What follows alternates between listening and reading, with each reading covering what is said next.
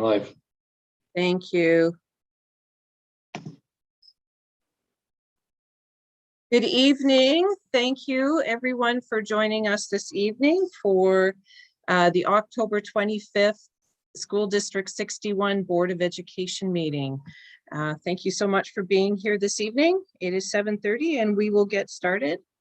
First, I would like to acknowledge and recognize the Esquimalt and Songhees nations on whose traditional territories we live, we learn, and we do our work.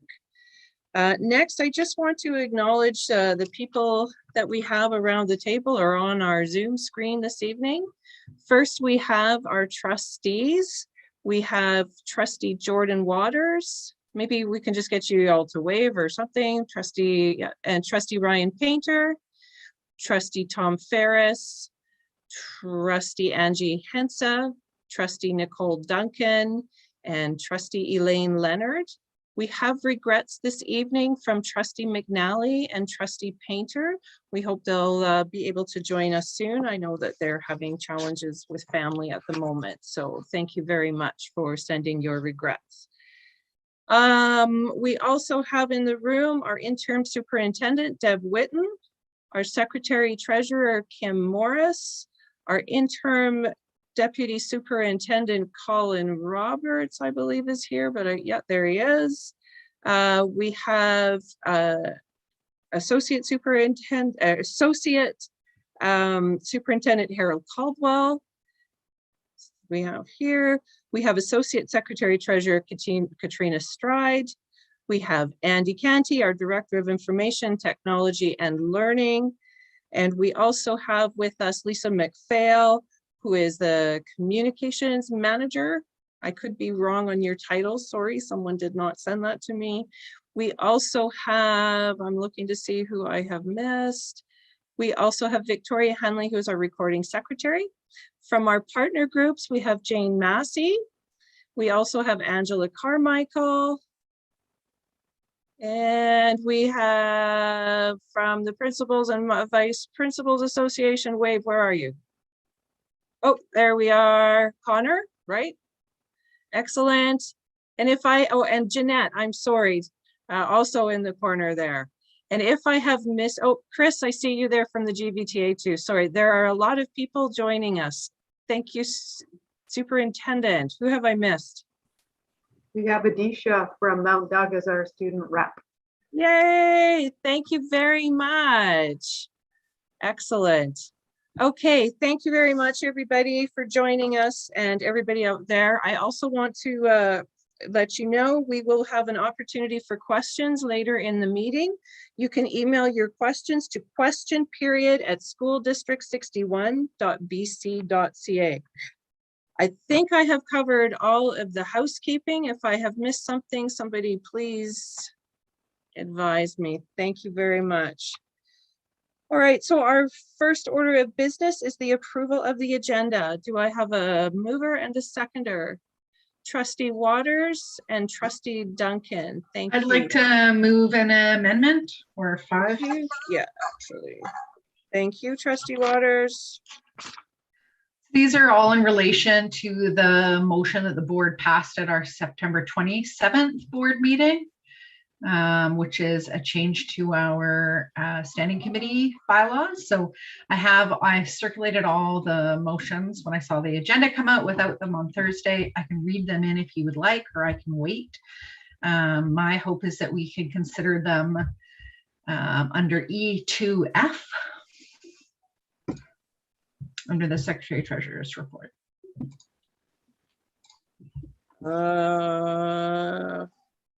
I'm more inclined to put them under new business at H2 because they haven't been circulated, but I will leave that to the group. Trustee Duncan? Yeah, just regarding the request to amend the agenda to add this, a point of clarification. My understanding is that a request to change a bylaw or a motion to change a bylaw, in addition to a bylaw amendment needing to come to the board for the 3 required readings.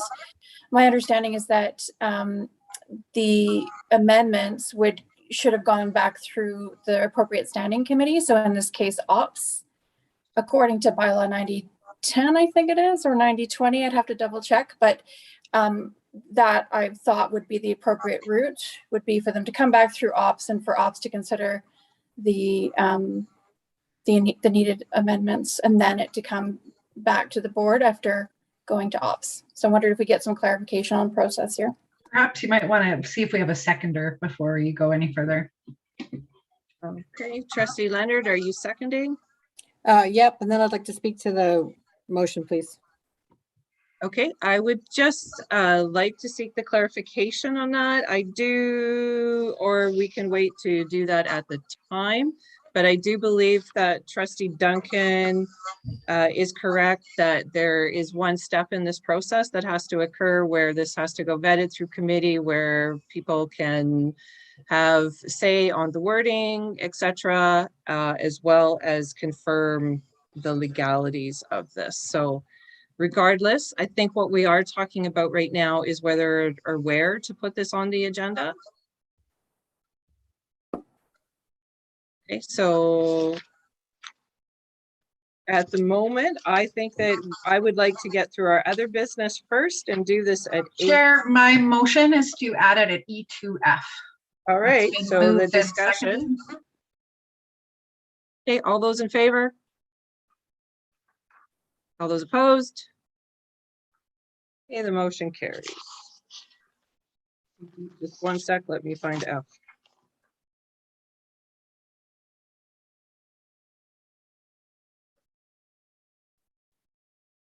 Okay, and further amendments to the agenda? Okay, seeing none, all those are in favor of approving the agenda as amended. Okay. Opposed? Thank you, and that carries. Okay, so next we have approval of the minutes of September 27th. Is there a mover for that? Trustee Ferris and Trustee Ryan Painter. Is there any amendments to those minutes? No. All those in favor, please raise your hands. Those opposed? Okay, the motion carries. Next, we have the approval of the October 5th special board minutes. Trustee Ryan Painter is moving. Trustee Tom Ferris is seconding. All those, is there any amendments? No. All those in favor, please raise your hands.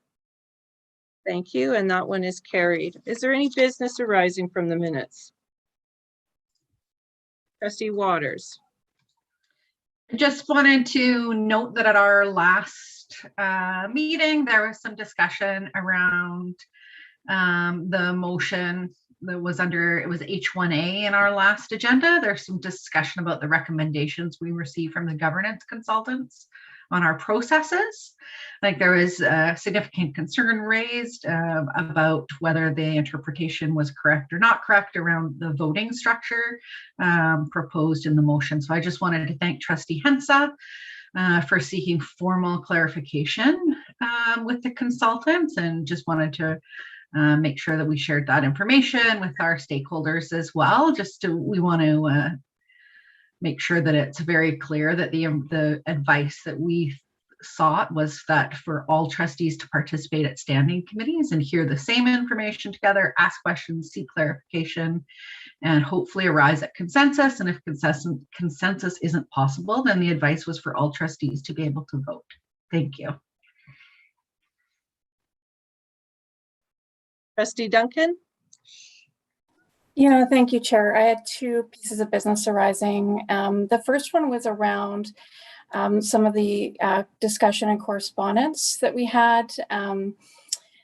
We were hearing quite a lot of feedback about some changes to the lunch hour and elementary level, reducing or shortened lunch hours. And I'm just wondering if we had any updates about that particular issue or any explanation as to the rationale behind some of the changes to the timetables that resulted in the shortened lunch hour.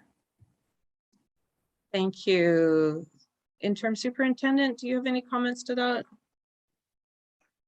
I think it would be probably in the best interest of everyone if we brought back a report. This is a pilot year for that. And so there's lots of considerations that were attached to making this decision and lots that we need to review throughout the year. But we'd be happy to bring it back and give you a fulsome report at a future meeting. All right, thank you. It's like Trustee Duncan, one more. Yeah, and my other business was at the August 9th special board meeting, I had asked for some clarification on what led up to the previous chair and vice chair's resignations. And I was told at that 9th of August board meeting that it would come to a future board meeting. And I'm just wondering when that is going to happen. Okay, I don't have an agenda planned for that. Trustee Waters, did you want to provide clarification on that? Okay, I don't set the agenda.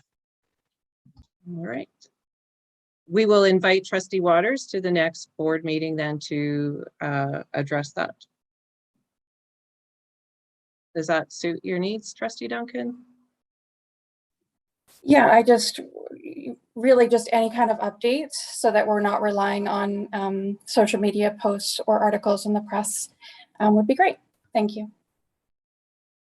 I'd just like to mention again, as I've said to trustees, you're all welcome to have a conversation with me or ask me any questions at any time. And I just want to note that you haven't. And so, you know, that might be why you're relying on that external document. But I'm happy to have a conversation anytime, as well as I'm happy to have the conversation if it's on a board agenda. Thank you, Trustee Waters. Any other further business arising from the minutes? Okay, I don't see any other hands if I've missed anybody. Okay, so next, we have no reports for A5 student achievement or for district presentations or community presentations, which is interesting this evening. So next we're going to go to correspondence. There are 3 items there. I believe, does anybody want to further discuss anything on there? I believe Secretary Treasurer, did you have any further information on B2?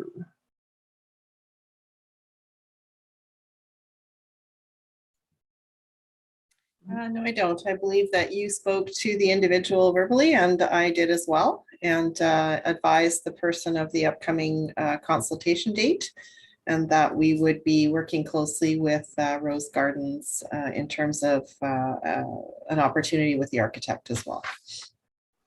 Excellent, thank you. Okay, so next on the agenda, if there is no other questions on the remainder of the correspondence, is the chair's report. I'm going to apologize to the board that I have a brief verbal report this evening. October is always a very busy and challenging month for my family, and this year is certainly no difference. So first on that, I just want to advise that the board has extended the interim superintendent Witten's contract until June 30th, and we thank her very much for that. And we will also begin discussions in the near future as to what the recruitment process will look like for a permanent new superintendent. The past few weeks have also been very busy with discussions around the vaccine mandate, and I would like to thank the public and the staff and even those from across BC and Canada who have provided their input and opinion on the topic. For those that are interested, the Ministry of Education has posted the 5 steps and guidelines strongly suggested for boards of education to follow, and we will continue to consider a vaccine mandate for School District 61 as the employer, and as this will remain as an employer and employee discussions. I also was able to participate in the BCSTA chair and partner group meetings held in Vancouver, October 13th and 15th. I admit it was very nice to see people up close, but it was also rather unnerving after so long away. My 2 takeaways that are not in the slide decks and the rest of the documents that are available for trustees. Both come from the sessions with Deborah Jeffries and Charles Ungulator. Deborah Jeffries specifically from Finesse. And those 2 points that I did want to share with you were that one, that I did not know, I was completely unaware that Finesse strongly supports students participating in the FSA, and they want the data and hope to use this to target dollars. So I just wanted to share this. Oh, I didn't know. I also wanted to share another discussion that came from the same session, and the discussions revolved around systemic racism of low expectations in our school and throughout the system. And what continues to niggle at me, one of the pieces, as there's a whole lot, but was one comment in particular I did want to share, just knowing the type of board that we are, was a comment made by a fellow trustee which questioned public or private school funding and looked at that through the lens of systemic racism. And the question or statement that was made was the thought, and the inquiry was whether or not funding private schools who do not equitably support Indigenous students or special needs students, but are still receiving this funding, is this a form and a type of systemic racism within our system that we have failed to recognize, which I thought was a very interesting conversation, and just put it out there for us to further ponder and to consider. I also, at this time, I wanted to take this opportunity to thank and acknowledge a couple of trustees that are sitting on our board, and to thank them for their service to the students and to the staff of School District 61. And I'm speaking specifically now of Trustee Elaine Leonard and Trustee Tom Ferris. In October of 1996, both Trustee Elaine Leonard and Trustee Ferris accepted the call to public service and were elected to the Board of Education, which was 25 years ago, which I think is an amazing accomplishment and something that I just wanted to make sure we acknowledged and thank both of you for. And so I just wanted to share that with everybody, and my gratitude to both of you for your work over the past 25 years. I'm just looking for one more piece of paper here. Additionally, I just want to read a letter that was written out on behalf of the board. I am writing to formally apologize for the circumstances this is in regards to our previous superintendent, Shelley Green. And this was a letter that was written to her. On behalf of the board, I'm writing to formally apologize for the circumstances which have led to your departure from the district. The board deeply regrets the statements impugning your competence and integrity have been made publicly in social media posts and in public and private meetings of the board. These comments were unfair and were not reflective of the views of the boards. You have performed your duties faithfully and with integrity. As an employer, our goal is to ensure that all board employees are treated with dignity and respect. We regret that this has not been your experience and apologize for the impact that this has had on you professionally and personally. I would like to thank you for your significant contributions to the district, including its students, employees, and the school community as a whole. So thank you for that. And again, I apologize for the verbal report this round. Next, if there are no questions, yes, Trustee Waters. Chair, will your report be? I can write it up. It is mostly written, yes. It's important to have it on the record. Thank you. Any further questions? Oh, excellent. Next on the agenda is the annual work plan. And I just wanted to point out a couple of items on there. You will notice that next month in November, the board will be focusing on election of a new board chair and a vice chair, which will also lead to the possible changes in committees and other appointments.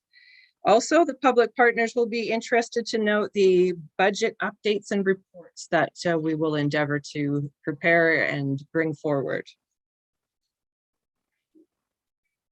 And seeing that we have no other trustee reports, we will move straight to our Education Policies and Directions Committee, which I believe we don't have anything coming forward from. All right. So next we would go to our Operations Policy and Planning Committee. Trustee Leonard, did you want to present these motions? Where are you? Oh, there you are. Thank you, Chair. We have two motions coming forward. The first one is on the George J. Elementary School naming.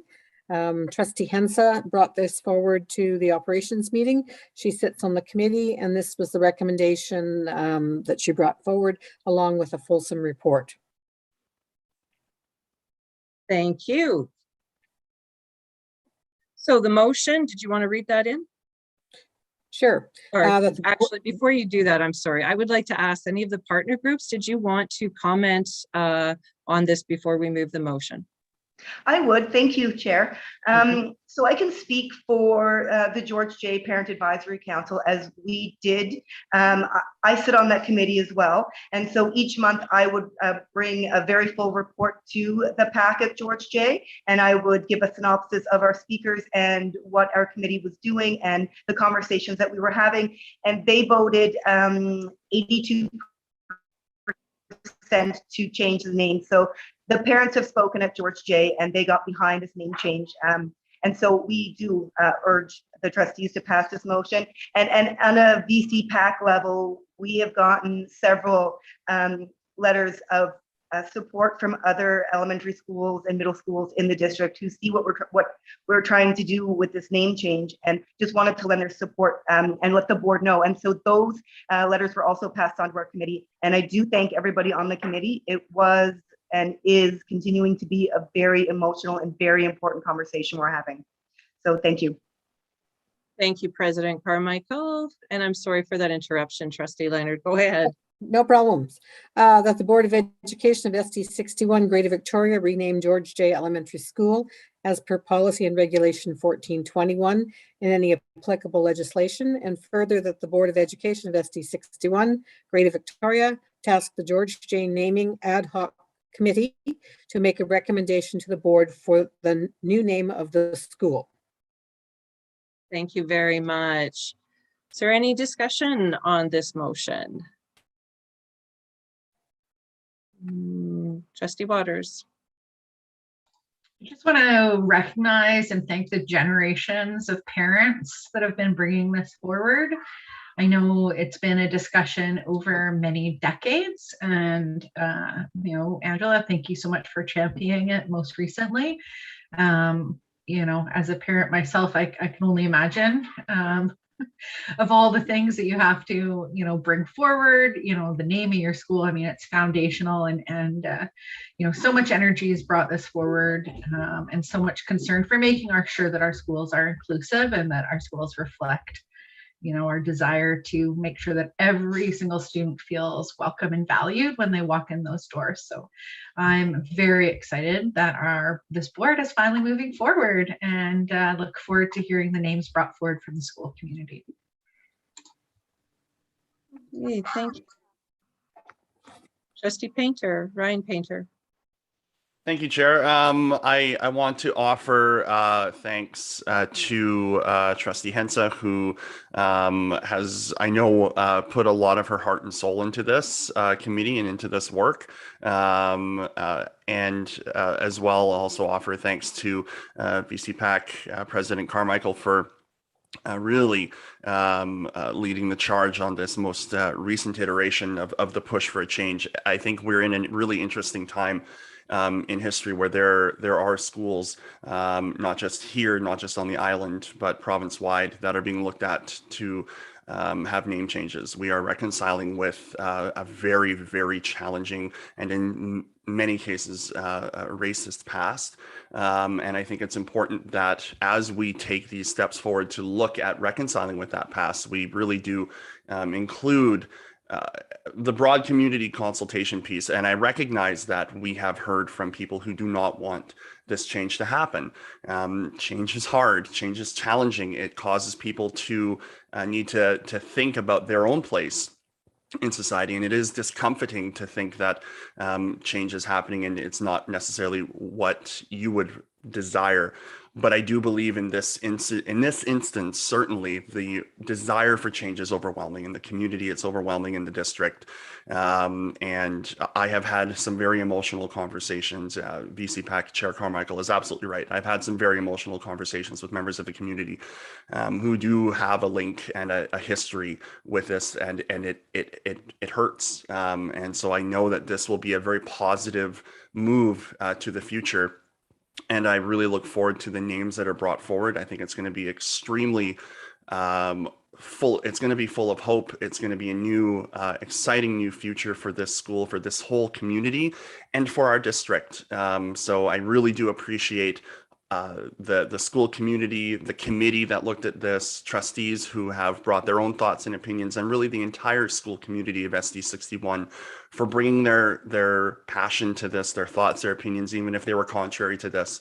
I think it's important that we hear from everybody when we do this kind of consultation. And I think it was done exceptionally well. And on that part, I would also want to thank our staff, especially our communications staff, who worked extraordinarily hard to engage our community in this discussion. So thank you, Chair. That's my piece. I will be supporting this if it wasn't already clear.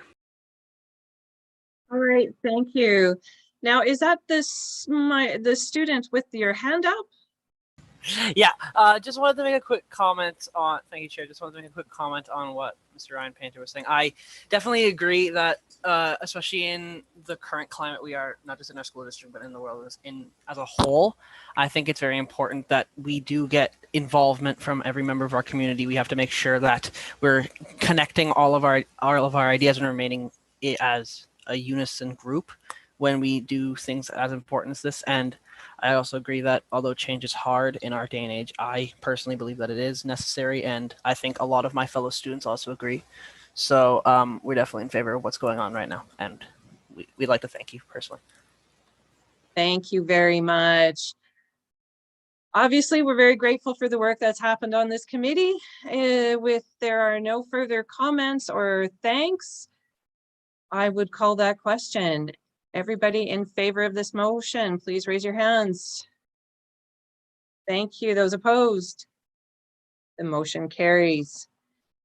Next on the agenda is the COVID vaccine mandate. And I just want to thank Trustee Painter and the committee for your work on this motion.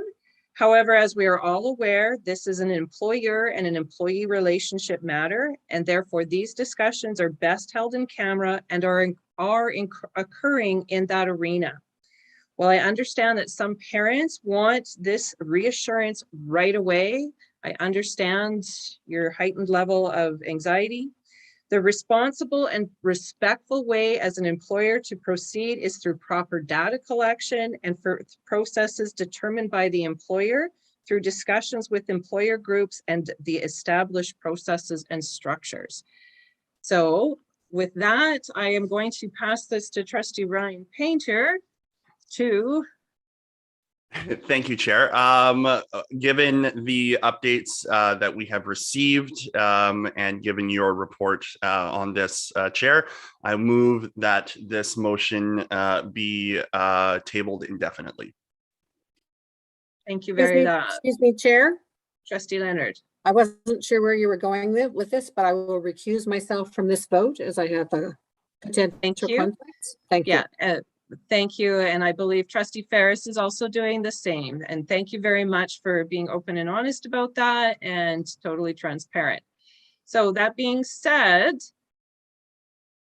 I see no other hands. All those in favor of tabling this motion? All those opposed? We're all in favor. Thank you very much for that. Okay, next we're going to go to our district leadership team reports. So to the superintendent. Sorry. So on page 43, because I did that. Page 43. Yep. Thank you. Go ahead. Through the chair, you will see on page 43 and 44 my memo. If I may bring your attention to the gratitude section, which I would like to express appreciation, gratitude for Kevin Blesick in careers He's done an incredible amount of work with regards to youth work and trades, and has raised the number in our district of participants incredibly from back in 2018 of 12 up to 51 and 48 over the last couple of years. So that's very impressive work with partnerships and pathways. Also, Indigenous education, a lot of supporting with resources and opportunities during the National Day for Truth and Reconciliation, as well as Orange Shirt Day. And offer gratitude for being able to participate in the brushing off ceremony with Elder Marianne, which was also facilitated with the Indigenous Education Department. And then lastly, just again, grateful and appreciative of the work of our communications manager and public engagement, Lisa, on all of the COVID management all weekends and weeks. It is important work, and I'm appreciative of her work and Kelly's as well. Thank you. And thank you as well to those individuals. There any questions for the, thank you, Trustee Duncan, and then Trustee Ryan Painter. Questions for the superintendent? Yeah, I've got a question and just a comment. First of all, I just want to say through the chair to the superintendent, thank you very much for your report. I appreciate the fact that the report is linked back to the goals of the strategic plan, and you're sort of keeping that at the forefront of your reporting to us, and I appreciate that. I did have a question around the school growth plans, and I just wondered if you could give us a little bit more background and context as to how the school growth plans are developing and how that work is going. And through the chair, thank you, Trustee Duncan. We have, as a senior leadership team, we have spent several meetings with our principals and vice principals beginning back last year to discuss the connection with school growth plans, the strategic plan, and the framework for enhancing student learning. And so throughout this year, September and October, Associate Superintendent Caldwell and Interim Deputy Superintendent Colin Roberts and I have been visiting our schools and conversing with principals and vice principals around the work that has gone into the school goals and the growth plans. And again, as they connect back with the district strategic plan and the vessel. So these are conversations that began last year and will be ongoing throughout this year, and making connections with regards to data that we see and have access to, as well as anecdotal information, stories, and pieces of information that we can work with principals and vice principals. So I should probably put that in my appreciation and thanks also to the principals and vice principals who are working hard with all staff and parents on school goals and growth plans. Thank you. Does that works for you, Trustee Duncan? Yeah, no, I appreciate it. I look forward to hearing more as they develop. I imagine that those forums are a great opportunity to collaborate and share ideas and best practice between schools as well. But thank you. Excellent, thank you. Trustee Ryan Painter. Thank you, Chair. Trustee Duncan mostly stole my thunder. But I will just reiterate how appreciative I am of how this report has been laid out and linked back to the goals of our strategic plan. I also wanted to highlight how much I really appreciated this gratitude section. I think as a trustee, and I won't speak for the rest of the board, but certainly I find myself getting sometimes very much into the weeds of our work and really looking at opportunities for growth, change management, things like that. And so seeing the gratitude section laid out here so well, and really taking a moment to recognize the excellence in our district, especially with regard to the career programs, Indigenous Ed, and our fantastic communications team and senior staff. I just think it's really, it's lovely and it's welcome. So I really want to thank the superintendent for presenting this. Thank you. Are there any other comments or questions for the superintendent? I'm going to let the superintendent speak, and then we'll let Trustee Duncan go. Go ahead. Sorry. Thank you. I was so excited about all the work that we've been doing around COVID. I failed to recognize the district's multicultural calendar. So we spent much of the summer and working into this fall around this calendar. And while we recognize this is our first time moving this forward and we may have missed things, I really appreciate Lisa and Kelly and Shelley Nimi going through this calendar and beginning the work that we have to acknowledge and recognize the multicultural district that we have, and we're very fortunate to work with and within. Yeah, thank you. And I know it's going to be a calendar that I'm sure will see more dates and occasions on it. So thank you very much for that. It's been a long time coming. So Trustee Duncan.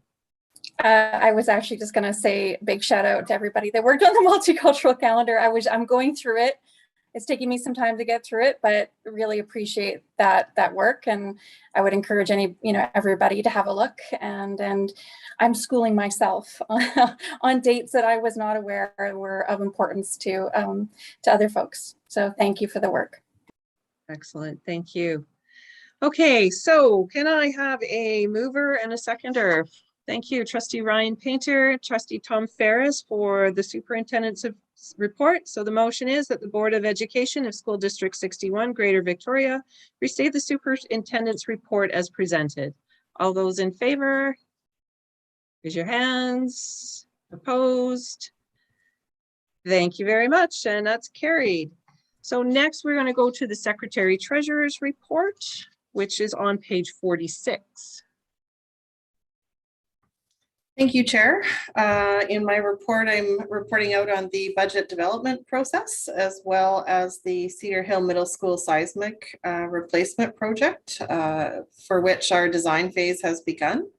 We met with the architect on Friday, as well as facilities and Tolme staff have met with the principal and vice principal to start to navigate the process.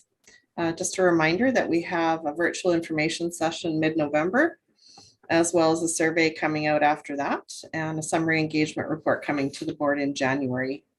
I also attended the Ministry of Education Partner Liaison meeting, and found that, again, quite strange to be with people, but a welcome experience. And I enjoyed the sessions on truth and reconciliation and the framework for enhancing student learning as it related to data and knowing who our students are. Also a highlight this month was a meeting of the Big High Artificial Turf Field partners to continue our planning for this project. And the rest of the report are just some regular meetings that I attend throughout the year and the month. Thank you very much, Secretary Treasurer. Are there any questions or comments? Trustee Painter, and I also believe, is that your hand up, President Carmichael? Yeah, okay, so I'll go to Trustee Painter and then to you. And I believe Trustee Duncan had her hand up as well. Okay, thank you. Get her on the list. No, thank you very much through you, Chair, to the Secretary Treasurer. I think this is a fantastic report. So much good work being done here. I'm wondering, without identifying specifically, but I'm certainly interested in the student representative council meetings. What kind of discussions happen there? I'm always very interested in hearing what students think about certainly financial matters, operational pieces, facility things. I'm obviously making some large leaps in assumptions in terms of the discussion, but I'm just curious if there's any important pieces that we can tweeze out from that. Through the chair, I'd first ask Interim Superintendent Whitten if she wanted to comment on that as a superintendent's representative council, or if you'd like me to answer. I'm happy to start, and then I welcome your feedback. And Adisha's also sat on or participated in 2 of the meetings. We've had 2 to date, 1 per month. The first one was sort of a getting to know one another, as we hadn't met, and we still haven't met in person, but via Zoom. And we talked a little bit about where our passions and interests lay for moving forward. So lots of discussion with regards to diversity, inclusion, and safe and welcoming schools. And then last week or last month, we talked about the strategic plan and their voice in it as students from both as they came through the system, but also as grade 12 students currently in their secondary schools. Next month, we have a diversity and inclusion workshop. So we will be spending the meeting with a guest who's going to work with us on systemic racism and bias. So the goal is to have an interactive session and also to be able to have a partnership between students and with the district. So. And was I correct that the trustees were invited to that? Yeah, so That's everyone correct. mark your calendars. I was sure I saw that go by. Thank you very much. President Carmichael. Thank you, Chair. VCPAC, I would like to speak to two items in the Secretary Treasurer's report. First of all, the Vic High turf field. You know, I'm getting a lot of emails from concerned parents. And what's happening, in my opinion, in my eyes, is that we're creating another divide with parents. With this whole land use issue, we have people who know that there's a need for housing. So you want President Carmichael, what I don't normally actually let people speak other than the trustees to the reports, but I will let you ask a question. Okay, thank you. That'll work. So then it seems as though the budget process and the committee process is going to stay internal this year. And I do want to say that we had asked to be part of a working budget committee, and we just want to make sure that that's going to happen. Because, you know, the question is, are you going to allow stakeholders such as VCPAC, the GVTA, and the First Nations to sit at the budget table and be part of that process? That's my question. Thank you. I don't believe that question has been fully answered, but will be probably by the end of the evening. Secretary Treasurer. Yeah, I can speak to that. Certainly the budget process proposed tonight has a couple of decision points for the board, Angela. And one of those is the committee type that they would like to have, whether it be sort of a smaller internal group or whether they would like to have a representative committee of stakeholders, rights holders, staff, and trustees. And so I think that is something that the board will be discussing under that item tonight. Okay, I appreciate that answer. I will be speaking to it at that point then. Thank you. Thank you. Okay, seeing no other questions and comments, do I have a mover and a seconder? Or Trustee Duncan, are you moving or do you have another question? I just had a question about the report, if I may. Okay. Yeah, so first of all, through the chair to the Secretary Treasurer, thank you so much for your report. I just had one question around picking up on the same theme around the budget proposal, the draft budget proposal. I wondered if we had received any feedback from our various stakeholders, partner groups, and rights holders around the draft budget proposal. And I appreciate if this is going to be part of a presentation when we get to that motion, but if not, I would appreciate just some clarification. Thanks. I have not received any direct feedback, and the communication that was sent to stakeholders was to respond directly to trustees. And so I have not received any feedback. Thank you. Okay, thank you. So I'm going to go back to the mover and the seconder. I believe I had Trustee Ryan Painter and Trustee Ferris seconding. So the motion is, sorry, I got to flip one more page. The motion is to accept the Secretary Treasurer's report as presented. All those in favor? Opposed? So that motion carries. Okay, so next on our list is B, surplus appropriation, which is page 48. Secretary Treasurer, I believe you have a presentation. Well, I did make this presentation at the September 27th board meeting, at which time the board wanted to understand the increased enrollment for the year before they did pass this motion, but wanted to discuss it again. And so I have provided that presentation before. Added to the surplus appropriation presentation are some compelling notes from our our Director of Information Technology for Learning in terms of the infrastructure replacement and some of the urgency around that and the implications of not investing in that. That I know that he's been dying to let the board know about since budget discussions. And you'll note that this infrastructure amount is included in the surplus appropriation. So just wanted to provide that opportunity. I don't know if Director Canty has any comments that he wants to add to the discussion before I continue. Thank you, Secretary Treasurer. Through the chair, happy to answer any questions. I think I've summarised the key points in the board memo. Okay, thank you. All right, back to you, Secretary Treasurer. Sure. So at October operations, I reported out the increase in enrollment, recognizing that it's not final. Our final sign off is this week.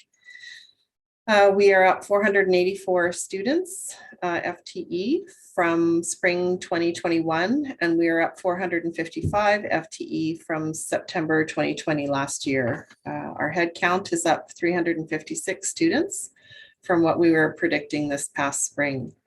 Again, I'll reiterate that a cause for celebration is that 100 of our Indigenous students have returned and that we are only shy 46 students of the September 2019 pre-COVID levels. So big thanks to families and students for coming back during COVID and to the Indigenous Education Department for making that happen.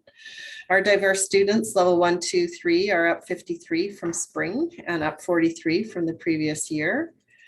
I just wanted to make comment that our secondary conversion rates are range from 117% to 103%. This means that our grade 10 to 12 students who are funded by course are taking more than 8 courses. And a reminder that if the province were to change this funding model to headcount, that it would be a significant impact on the district. In terms of funding, with that additional enrollment, our funding increase is 5.5 million overall. 3.8 of that is enrollment based, and we assign the targeted funds to the targeted departments, but with an increase of enrollment funding at 3.8 million. And we use our guide of 20% for discretionary incremental funding. That means we have an additional $750,000 to spend this year as an estimate. And so we've been working hard over the past couple of weeks to place staffing that needs to be increased as a result of that enrollment. And so we are in good stead for the year, and we'll be able to report out on this more fully in the amended budget process and throughout our budget committee discussions as we move into the 22-23 school year budget. And so I don't believe there are any changes required for the surplus appropriation. Given the increased enrollment in some of those targeted areas, we have been able to increase supports. And so I don't know if the board has further discussion on its September 27th surplus appropriation motion, but I bring that information for you tonight to consider. Thank you for that update. Trustee Leonard. So the motion has already been passed. So is it to reaffirm the motion that you're looking for this evening? No, I'm bringing you information around enrollment. I know that at the September 27th surplus appropriation, we weren't sure where we were going to stand during the 21-22 school year in terms of enrollment. And so I think the board wanted to, I don't think there's any action required unless the board wants to alter the surplus. Thank you. Thank you. Trustee Duncan. Yeah, thank you through the chair to the Secretary Treasurer for the report, and I had the pleasure of receiving the report twice, once at Ops and once tonight, and it is good news. It's always good news when we have higher enrollment than we anticipated, and just again for the benefit of our stakeholders or rights holders or anyone that's watching and wants to know process wise what happens moving forward, where we have identified additional funds. Is it fair to say that, again, the funding and the additional money will be considered as part of the work of the budget working group in terms of potential allocations in the future? My impression, sorry. Yeah, go ahead. Sure. So the budget committee will be discussing the 22-23 budget. The staff will bring updates through our budget change report for the 2021-22 school year. But what we'll be able to do is build off of that enrollment increase and further our projections in December for 22-23. But the purpose of the committee, as well as to understand this year's budget, is to, excuse me, start to develop next year's budget. Thank you. Any other comments or questions there before we move on to Burnside? Chris Clark, GVTA. Thank you. I believe it's appropriate. For the last, I've been part of 3 meetings now with Secretary Treasurer Morris presenting on this, and each time she has commented on the potential shift of funding to a per student basis rather than per course, and how Victoria is above the 8 course on average for all of their students, and that there will be significant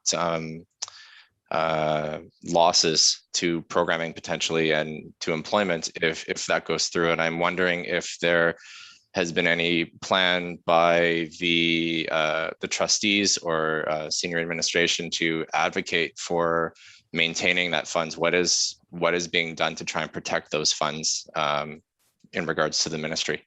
I'm not sure exactly who would be the best person to answer that. I think the Secretary Treasurer. Sure. So the reason I continue to mention that, Chris, and it's a good point, is that I do want to keep it at the forefront of the board's mind. I'm not sure how familiar you are, but there was a funding model review a few years ago, and it was province-wide with a lot of consultation, and there were a number of recommendations made in that funding model review. And so many of them have been implemented in what they're calling phase 1. There are 2 elements in phase 2 that are not yet confirmed, but they involve a prevalence model for diverse student needs level 1, 2, 3, rather than the identified funding. It would be prevalence model based on health and regional statistics and things like that. And the other is to return to a secondary funding formula from many years ago, where a student is a student. And so if a student was taking 4 courses, you'd be funded by their head count, which would be a gain to the district. If you were counting a student that had 12 courses, you would receive 1.0 for them. So it would reduce our conversion rate.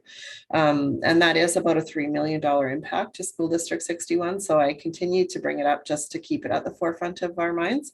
Again, that phase 2 is not announced as to implementation date for the ministry, but I like to keep it in the forefront so that we don't forget. And when we ever did hear that announcement come out for phase 2, that we would be prepared the board might be prepared in its advocacy role. Thank you. Does that answer your question? Partially. It refreshes my memory on some of what has occurred in the past. I'm just wondering if we know that it's going to be detrimental to SD61. Are there any plans to advocate for a change of anything of any kind moving forward? Like, do we have a plan to continue? The phase 2, as you were saying, has not come into effect. That seems to me there's still time to be doing something. Or the trustees, is there any intention of trying to protect this potentially $3 million that is we're potentially losing as a result? That's more, I think, we're not done where it's not there. It hasn't happened yet. What are we going to do at this table to try and protect the students and the education that comes from that? Thank you. I'm not sure, but I believe Trustee Ryan Painter wants to speak directly to that. And if not, I will follow up. If he doesn't answer that, I'll follow up with an answer. Go ahead, Trustee Painter. Thank you, Chair. And your answer may likely follow on to what I'm saying here, perhaps not. But what I can let Chris know is that since I've been a trustee in 2018 and as a representative to BCSTA Provincial Council, the Provincial Council of the BCSTA has been advocating consistently since 2018 on clarity around the funding model review to provide transparency to help us adequately prepare for this. I'm certainly happy to perhaps speak offline because there's quite a few motions. I mean, I'm just looking at our motion database now, and I've got maybe a dozen motions here since 2018 where we have been advocating consistently through the BCSTA to the province to help support transparency around the potential funding model review. So if this is something you'd like to discuss further, I'm happy to connect with you offline and do that. Thank you, Trustee Ryan Painter. So yeah, there's been a lot happening in that area, and as has been said, phase 2 is not coming down the pipe, but I do know that conversations are clearly happening around what the effect would be. There's no way that this district would happily or easily go to a $3 million cut. That would be top on the table and lots, but we're not there. Secretary Treasurer is just giving us the worst case scenario if that were to happen. So and I think it's great that the Secretary Treasurer is doing that to keep us informed of how our structures and our funding structure works, so we can understand as they do present changes, how that will affect us so that we can best advocate. But as Trustee Ryan Painter says, I'm sure that many of the trustees would love to talk to you and to further that conversation. Thank you. Okay, so I'm not seeing any other, or Trustee Duncan, did you have your hand up one more time? No, excellent. No, that's fine. I think it's been covered. We can cover it offline. Thanks. Excellent, because I want to move on to our next topic, which is this S.J. Burnside Alternative School Site Disposal Bylaw 2021. And I just want to be clear, I will continue to facilitate with the consent of the board for moving the board through this motion, but I will not be voting as I am at a conflict of interest as an employee of Pacifica Housing. All right. So if there is no objection to me continuing to facilitate, we will move forward. Excellent. Thank you. Okay, so this is a really big, long one, and I understand I'm hoping I can only read it once, right? Trustee Ryan Painter? Chair, I'm sure if you seek it, you will receive unanimous consent from the board to waive first reading of the motion and accept it as read. All right, do we accept that? So I don't have to read this out loud. Okay, all those in favor? I do. Raise your hands and be done. Sorry? Sorry, I am going to require a mover and seconder. Sorry. Sorry, Trustee Ryan Painter and Trustee Jordan Waters. Thank you. And that was a unanimous vote. So thank you both all very much. I'm running out of water to have been able to read that. So that being said, is there any discussion on this bylaw? Okay, seeing none. All those in favor of the first reading of this bylaw on the 25th day of October 2021. All those in favor, raise your hands. Okay, those opposed? Trustee Duncan is opposed. All right, but it carries. Okay, we doing the second one too? Trustee Painter. Chair, I'm sure if you seek it, you will receive unanimous consent to waive second reading of the bylaw. So you're moving, in other words. You're moving, and Trustee Waters was seconding. All those in favor, please raise your hands. Thank you. All those in favor of the motion, please raise your hands. Oh, I'm not voting, sorry. Thank you.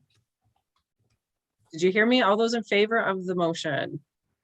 Okay, those opposed? Okay, and the motion carries. Okay, so the second reading of this motion. All those in favor? Wow, it's long. All those in favor, please raise your hands. For the second reading. Included both readings. Did we? Oh, excellent. My apologies. Okay, so next on our agenda, thank you everyone for that, is the agenda and minute software replacement, which is page 65. Sorry, Trustee Duncan. I don't feel like I did it. Sorry, just a point of clarification that moved awfully quickly. I just want to confirm that the Secretary Treasurer and you received my vote on the second reading and it was against. So for a second reading, but not, yeah, thank you. Thank you for clarifying that, Trustee Duncan. So I direct everyone to page 65 of your packet for agenda and minute software replacement. Through the chair. Yeah, go ahead, Secretary Treasurer. Yeah, so first of all, a big thank you to Executive Assistants Vicki Hanley and Kelly Gorman for their work on this memo.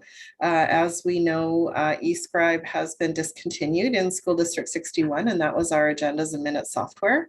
And so we're going back to our old system of Word and PDF, which is not as flexible as eScribe was on the end of, I guess, the back end for staff. It was a fairly nimble and flexible tool. And so we just wanted to remind the community and the board and staff that we are going to be sticking to our timelines around agenda items coming to the executive assistants, and that some of the flexibility or ability to display when we're in person or swap out agenda items or update agendas on the fly, as we call it, will not be available. So just a little reminder to the system that there's a little bit more lead time required for some of the work that we've done over the past year with eScribe. It's just information. Excellent. Thank you. Okay, I am noticing that I've lost a bunch of trustees and my cat is very upset to go outside to do, or it looks like everybody's back. Otherwise, I would suggest a 5-minute break. We're at 1 hour in. Do we want to take a quick break and come back in 5 minutes? Trustee Ryan, I can move that or second it. I'll second. thank you. So all those in favor, please raise your hands. Okay, so we're just going to recess for 5 minutes and we'll be right back. Thank you.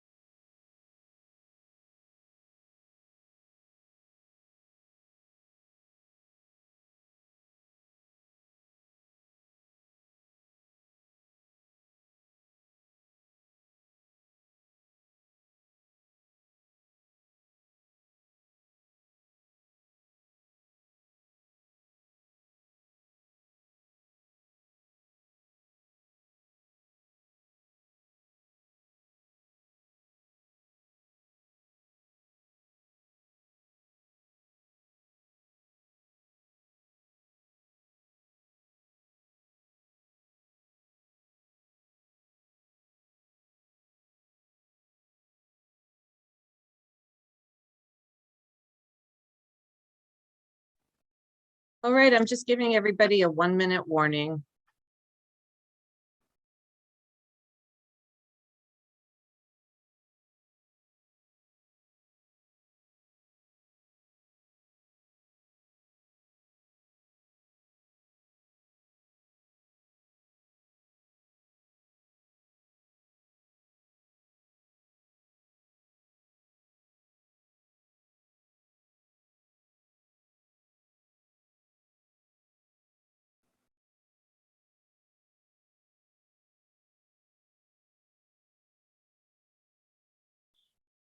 All right, if we could all begin to gather again.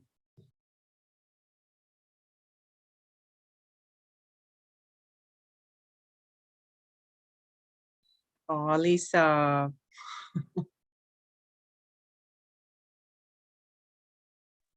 What's the kitty's name, Lisa? Gigi, he's feeling a little left out.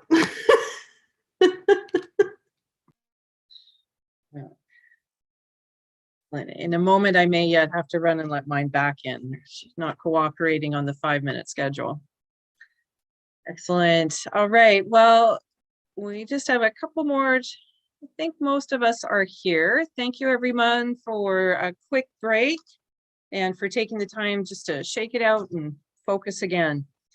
So just to remind us, we are on E. So the draft 2022-2023 budget process, which is page 66 in your packet. Thank you. So Secretary Treasurer, did you want to present any pieces of that, or shall we just dive in? Sorry, you're on mute. Yeah, it's doing pretty well there with no dollars in the jar. Yeah, I just wanted to point out a couple of things. One of them was, as per the question during my report, we need the board to decide on which committee structure it would like to use and whether it would like to accept the process timeline as presented or if it would like to alter it to take into account some feedback over spring break as presented at OPS. Thank you. So our educational partner groups, President Carmichael from VCPAC. And Chris Clark next. Thank you. GVT. I jumped the gun. I was so excited to talk about this because, you know, parents have been definitely vocal about their concerns and those concerns are valid. So I don't think it's a shock that there's not a lot of trust between the district and the parents right now. And so we feel like last year the board kind of failed at the internal process, and that's why we're asking for a seat at this budget committee. Like, it shows how out of touch the board is with its parents. And so we want to ensure that you keep in touch with the expectations of the community by allowing your partners to have a seat at this process, to invite the GVTA and the First Nations to sit and be a part of it. The way this year is going, though, we're concerned that we're not going to build back the trust, that we're not going to have a seat at this budget process. And so we don't want to be excluded. We want to be included because there was a lot of conversation about that last year. And we would like those verbal promises, if you will, to be upheld, that you do respect us and that you do understand these are our children that you're making decisions about. And we have very strong feelings about how that's done. So we really want to be part of establishing guiding principles. Because if not, it kind of looks like you're hiding something. And we don't want to have that kind of a relationship. We all have the same goals here, and that's that the students of SD61 get equal access to opportunities. And so we are almost demanding that we have a seat at the table for this budget process. And I highly encourage trustees to vote that way. And I thank you for your time. Thank you, President Carmichael. Chris Clark from the GVTA. Thank you, Chair. I think for the GVTA, we just want to remind the trustees that regardless of which form of committee you choose to go forward with, that anything related to teaching, that they come to us for consultation. We feel that we are educational experts when it comes to that, and we can be brought in. I know that on the small version, experts are an option, and we would very much appreciate and expect to be called and consulted on any aspects that would impact teachers. And so whichever way you go, please just be very much aware that we do expect and encourage that communication. And then the second piece would be around the timing of your meetings, and especially in regards to spring break. We want to reiterate something that Secretary Treasurer Morris mentioned in regards to staffing. And it is, last year was massively disruptive to our members. We need this decided early in April. Please pick an option that allows that to occur. There's a lot of stress and anxiety that goes into it, and we need that settled out. As well as the fact that I know spring break is awkward for many people for that timing in regards to the budget. The teachers, as well as parents and students, need some of that time in spring break to rest and recuperate. And so if there ends up being this impetus or this push for more meetings during that time, it's not fair to your employee groups to show that you're trying to listen to them, but then at the same time doing it on the time that they need to recuperate to be ready for the rest of their year. So please take both those into consideration as you decide how best to set the budget process this year. Thank you very much. Thank you very much for your comments, Chris, and for the point that the timeline is really important to our staff for our following year staffing. Jane Massey, President Massey. Thank you. Thanks. I think, what Angela and Chris have both said, but, I could say those same words is, we definitely want the opportunity to be part of it. We're all here for the students. That's why we're here. But it's the lives of our members that get so impacted by some of the choices you make. And they were very impacted last year, up and down. And I think we can just bring up perspective, maybe answer some questions and keep it transparent and just be part of it and know that you're doing the best and we're providing the information that we have so that to help you through the process. So thank you.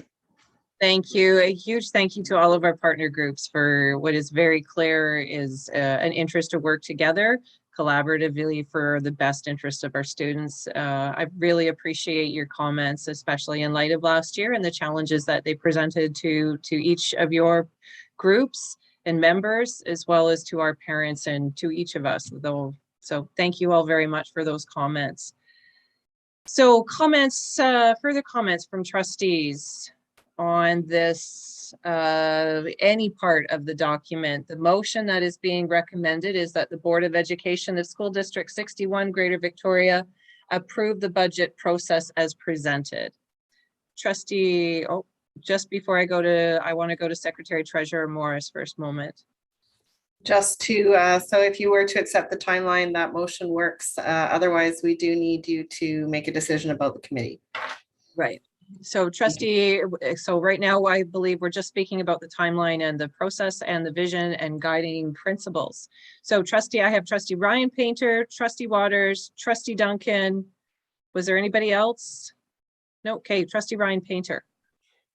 Thank you, Chair. I guess I'm just looking for some clarification in terms of our process that we're following here. I am ready to move a motion on adopting a committee structure. I feel like we need to do that first before we go any further into this motion. Am I understanding that correctly, Chair? I think that's what we're going to do next. First, we're really looking for approval on the timeline, the values, and the guiding principles. Am I correct, Secretary Treasurer? And then we will move to the committee structure, or am I wrong? I have no preference on order. So, Chair, might I maybe recommend we do it all at once? Well, not all at once, but we do the committee structure piece first, so then we can move the entire package together. To me, that seems to make sense. Whatever you guys want to do. Great. So then, with your permission, Chair, I will move that The board adopt budget committee structure 2 as part of our budget process for 2022-2023. I'll second. Thank you. And Chair, if I may open on that. Yeah, I just want to let everyone in the audience know that, so the two structures are on page 69 if you are struggling to try and figure out what we're talking about. I just wanted to make sure that our audience understood as well. Go ahead, Trustee Painter, Ryan Painter. I have to go there. Thank you, Chair. Yeah, I will be brief, but I will say I appreciate the comments from our stakeholders and do appreciate that we have work to do. We absolutely have work to do to connect with our community and to ensure that we are hearing soundly from those whom this our budgets period most affect, not just our students but the staff who work in our district too. I feel it is vitally important that we ensure that they are included in these conversations, and I absolutely feel that budget committee structure 2 as put together does help us do that. I feel that we can bring all the heads together of everybody who is impacted by this, and we can all come out with some good discussions and good mutual understandings. My dad always said many hands make light work, and I feel that if we are able to bring and put our heads together to move through this together, the work will be it will be challenging. Nobody's saying it won't be, but I do believe we will come out with a far greater degree of understanding and appreciation for the challenges that exist. And for me, it is integral that all 9 trustees be included in this process moving forward so that we can all come together, ask our questions that we need to ask, get clarity where we need to get clarity, and continue to be engaged and involved thoroughly from start to finish. So for me, Chair, budget committee structure number 2, it does feel like the best way to move forward with this. And I hope that my colleagues around the table can support that as well. Thank you, Chair. Thank you. I have Trustee Ferris. Oh, sorry. Yeah. Thank you. Thank you, Chair. I'm totally confident that either structure will be very inclusive. That's a message we've gotten from all our partner groups, and I'm sure that it will be inclusive. So if it's the will of the board, I will certainly support number 2 if that's what people want. Thank you. Thank you, Trustee Ferris. I'm sorry, Trustee Duncan. That's okay. I'm happy to wait. Yeah, so I just wanted to say really briefly that I think structure 2 will just ensure that everyone around the table is there and is hearing everything and is really getting the opportunity to collaborate and do this work together. There won't be any need for follow-up or reaching out directly because we'll have representatives around the table. And so I think it's the way to go, and I certainly support the motion on the floor. Thank you. Do I have any other speakers to this motion of the committee structure? No, excellent. If I could just close really quick, Chair, just really quick. Sure.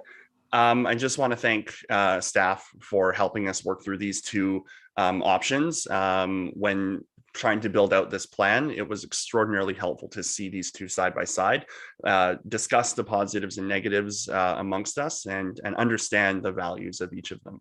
So I do appreciate that. Thank you, Chair. Thank you. Okay, seeing no more discussion, all those in favor of this motion, please raise your hands. Okay, all those opposed? None, the motion is carried. So next we need to look at the whole process all together with the structure of number 2, committee structure number 2. So now we are, I guess, focused on the vision, the principle, guiding principles, and the timeline. Trustee Painter, are you moving that? Yes, Chair, I'm moving the process as a whole. Thank you. Do I have a seconder? Trustee Ferris, thank you very much. Right, Trustee Hensa, I'm going to get you next time. You blend into the white background on me. Okay, is there further discussion on this? All right, seeing none, all those in favor, please raise your hands. All those opposed? Seeing none, the motion is carried unanimously again. Thank you very much. And I just want to say I really look forward to the learning as well as the collaboration. I really think that we collaborate when we learn together. So I look forward to learning together about our budget with all of our partner groups from them and together. So thank you very much. And as I mentioned in the work plan, we are going to get started on this right away. So you should be receiving updates as a public as we go along, right up until no later than April 30th. Thank you. So next we have question period. No, we don't, sorry. Sorry, we added to the agenda. Here we have EF Jordan's motions. Hang on, I have them here somewhere. Correct? Somebody correct me if I'm wrong on where I'm at on the agenda. No, that's Excellent. correct. Okay, thank you. Everyone was looking at me. All right, so there are several different motions here. How do you want to do this? One at a time. Okay, so number one, do you want to read them in, Trustee Waters? Yep, I can do that. Thank you. Sorry, Chair, can we just get some clarity on process before we proceed? So can we just, through you to the Secretary Treasurer, just get some assistance in terms of how we're doing this? So my understanding is that Bylaw 9010 would have this kind of thing coming through the Ops Committee.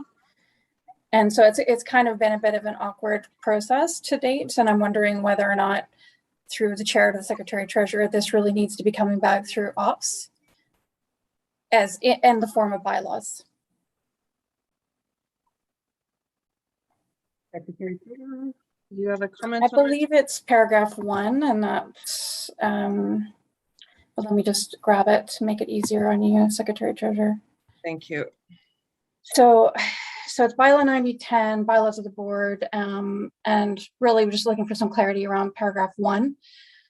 So all bylaws of the board shall be established, amended, or deleted as follows. Number 1, by written presentation of an individual trustee or group of trustees, or by the superintendent of schools as chief executive officer, or the secretary treasurer as corporate financial officer, or as directed by the board to the appropriate board committee, which shall, and then it continues on to provide direction on what the appropriate board committee will do with it. So for instance, discuss or seek legal advice or other guidance, formulate the proposed bylaw, and I'm sure also as we read through it, seeks input, which you can only get really at a standing committee level, not around the board table, from our stakeholders. Okay, thank you. Secretary Treasurer, do you have a?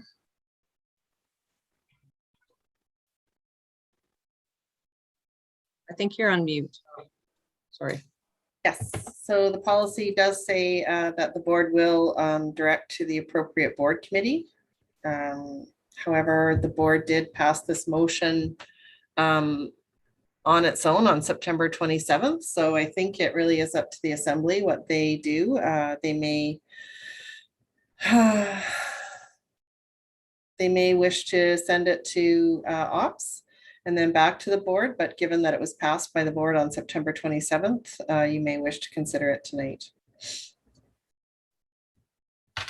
Really up to the assembly. I think not sending it to a committee might be varying the bylaw 9010, but it has already come through the board, but it's true, not discussion at committee level. All right, Trustee Duncan. Yeah, so I would just, I guess, a motion on the floor to really to direct the motion through the next ops agenda. I think that there's enough changes in what's proposed that it really behooves the board, you know, and to allow our stakeholders to and us as board members to have a proper discussion around a standing committee table where that exchange can happen. I appreciate that the process here has been a bit awkward, that it wouldn't normally have come to the board and passed, and so it creates a little bit of awkwardness, but I think it's worth going back through the standing committee to have those discussions before it comes to the board. Okay, thank you. So do I have a seconder to this motion?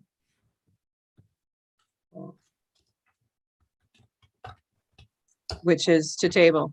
I don't have a seconder. I would second it, but anyway. Sorry, Chair, it's to refer it back to ops. Refer, Table, sorry. yeah. I'm sorry. So the motion to refer it to ops. Okay, well, I will second it just because I want to discuss that particular piece of the topic. Because I reading through this, specifically, I think it's important that they're all passed as one motion, not in pieces, because if one gets passed and the other one doesn't, it doesn't make sense. And specifically, number 3, to change the quorum. What this motion is asking for is to have 9 trustees at a committee with voting. However, it's asking to change what was previously a majority of trustee members on the committee as quorum to 3. And if we're going to be changing the structure of the committees to be all trustees, but only expect 3 to show up, I don't see what the difference is to the committee that we have now, other than we lack accountability. If there is no accountability that certain trustees must or assign to show up to these meetings, they won't. I also struggle because when we look at what the purpose is of these committees, one of the purposes is for the committees are intended to share the duties of Sure, trustees. I'm a little concerned that nobody other than trustees know what the motions are that everybody's discussing. Okay, do you want to read all 5 of them in so that we can? Because right now what we're discussing is to whether or not we're going to refer it to committee. But go ahead and read them in and we'll continue the referred discussion if you like. I just think it might be helpful for anybody who's following I along agree. to know what we're talking about. Yeah, thus I struggle with this being at the board too, because the motions aren't out there. But go ahead, read them When out. we left September 27th, my understanding was that these were going to be brought forward on the board agenda. So, I mean, that's what the discussion sounded like to me. And so I was really surprised to see our agenda come out on Thursday without those on there. If the chair thought it should have gone to ops, I would have expected them to show up there.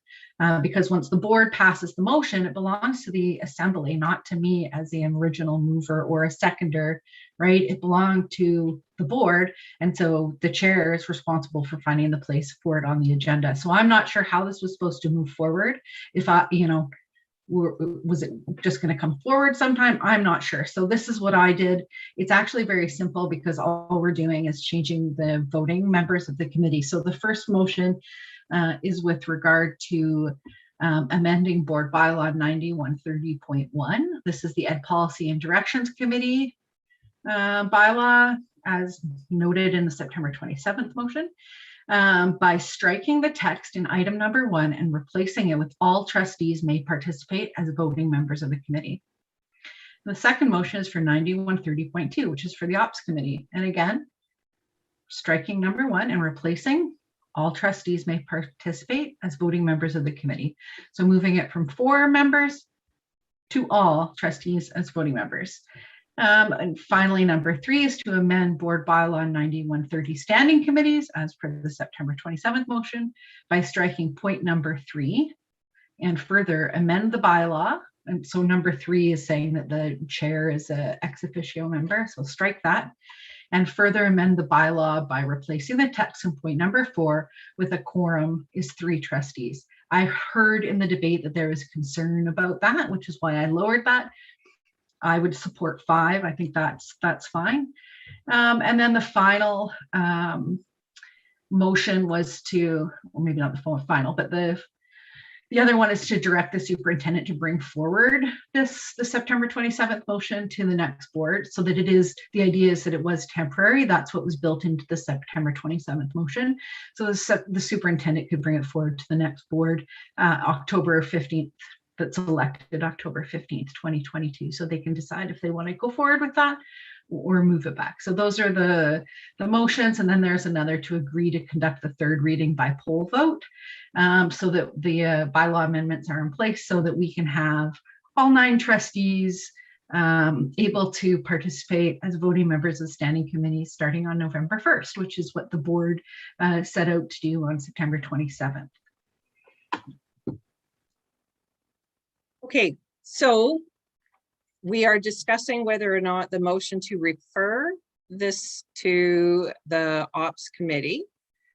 Trustee Brian Painter, did you want to speak to that? I just want to also point out that I'm not finished what I was saying, but I will allow trustees to go.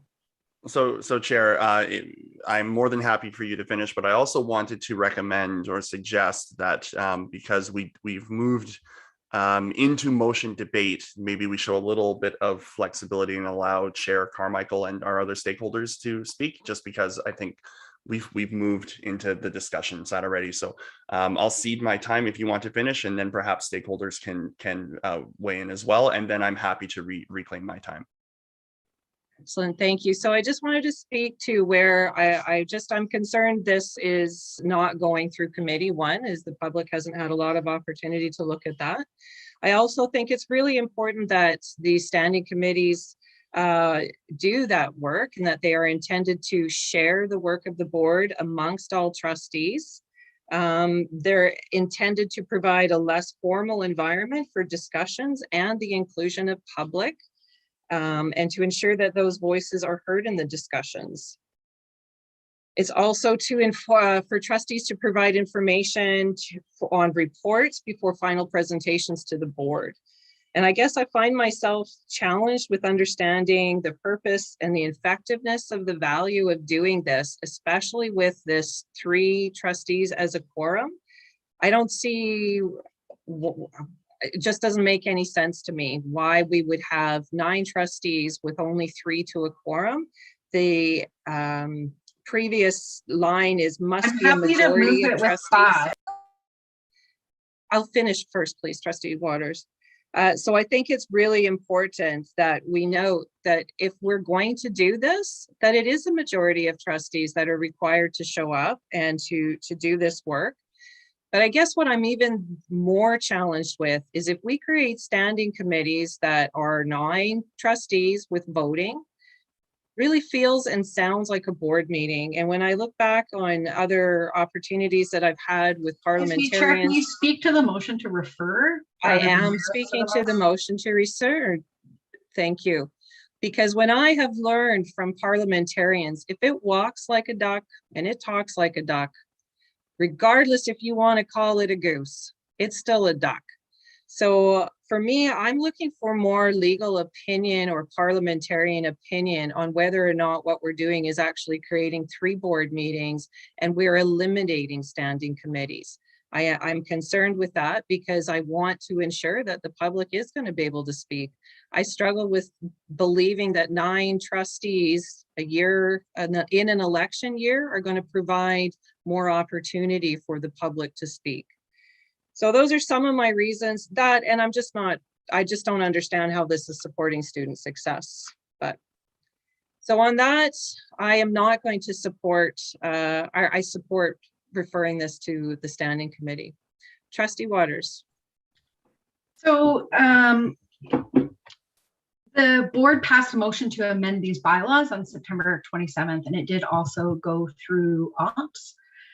So the spirit of the motion has already happened. This is the practice of many, many boards. I would hazard to say even the majority that I've heard from. And this is coming from, Teresa Rozanthoff, who was the president of BCSTA for many years and a trustee for many years. This is her recommendation. So in terms of legal, I think we're in pretty good stead. And in terms of having it gone through a standing committee, it already did that. I think it would be a very interesting case if it went back to ops, because odds are fairly good that it would fail at ops, and then we'd end up having a motion at the board that passes at the board but fails at ops for bylaw. So an interesting argument perhaps for the value for our board of having all voices at that committee table, so we can, as was recommended to us, really focus on building consensus and listening to each other with open ears and open hearts.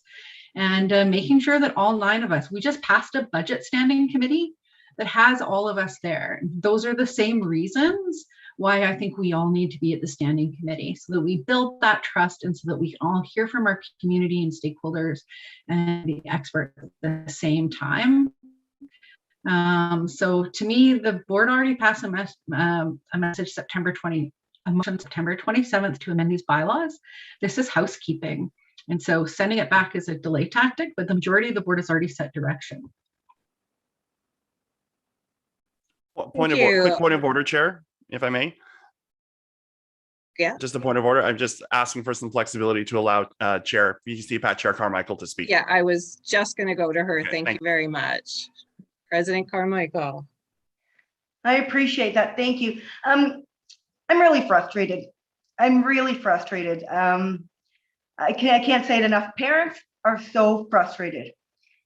We are concerned about educating the students of SD61. Okay, guys?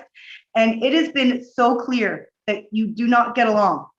It's clear in the meeting tonight, and we're ridiculously tired of it. So here's what we think, and we've had time to talk about it. If you're going, we opposed the motion in the first place, but it passed anyway, and that's fine. But what we're saying now is bring it back to the standing committee, because there are amendments in here that I didn't get to read. I haven't heard before tonight, and I can't bring them back to the parents of 20,000 students and discuss them, which I need to be able to do. I can't represent parents and guardians and caregivers in this district if I'm not giving information beforehand. So I would like it sent back to a standing committee so that I can at least bring it to my members. Because you have to understand, it's not just the 9 trustees around this table that have, you know, something to do with this district. We are the parents of the students you're discussing. I need more time to discuss this with parents. I need more time for input. So I'm asking that you put it back to a standing committee so that I have time to speak with my membership. Thank you. Thank you. Okay, further discussion?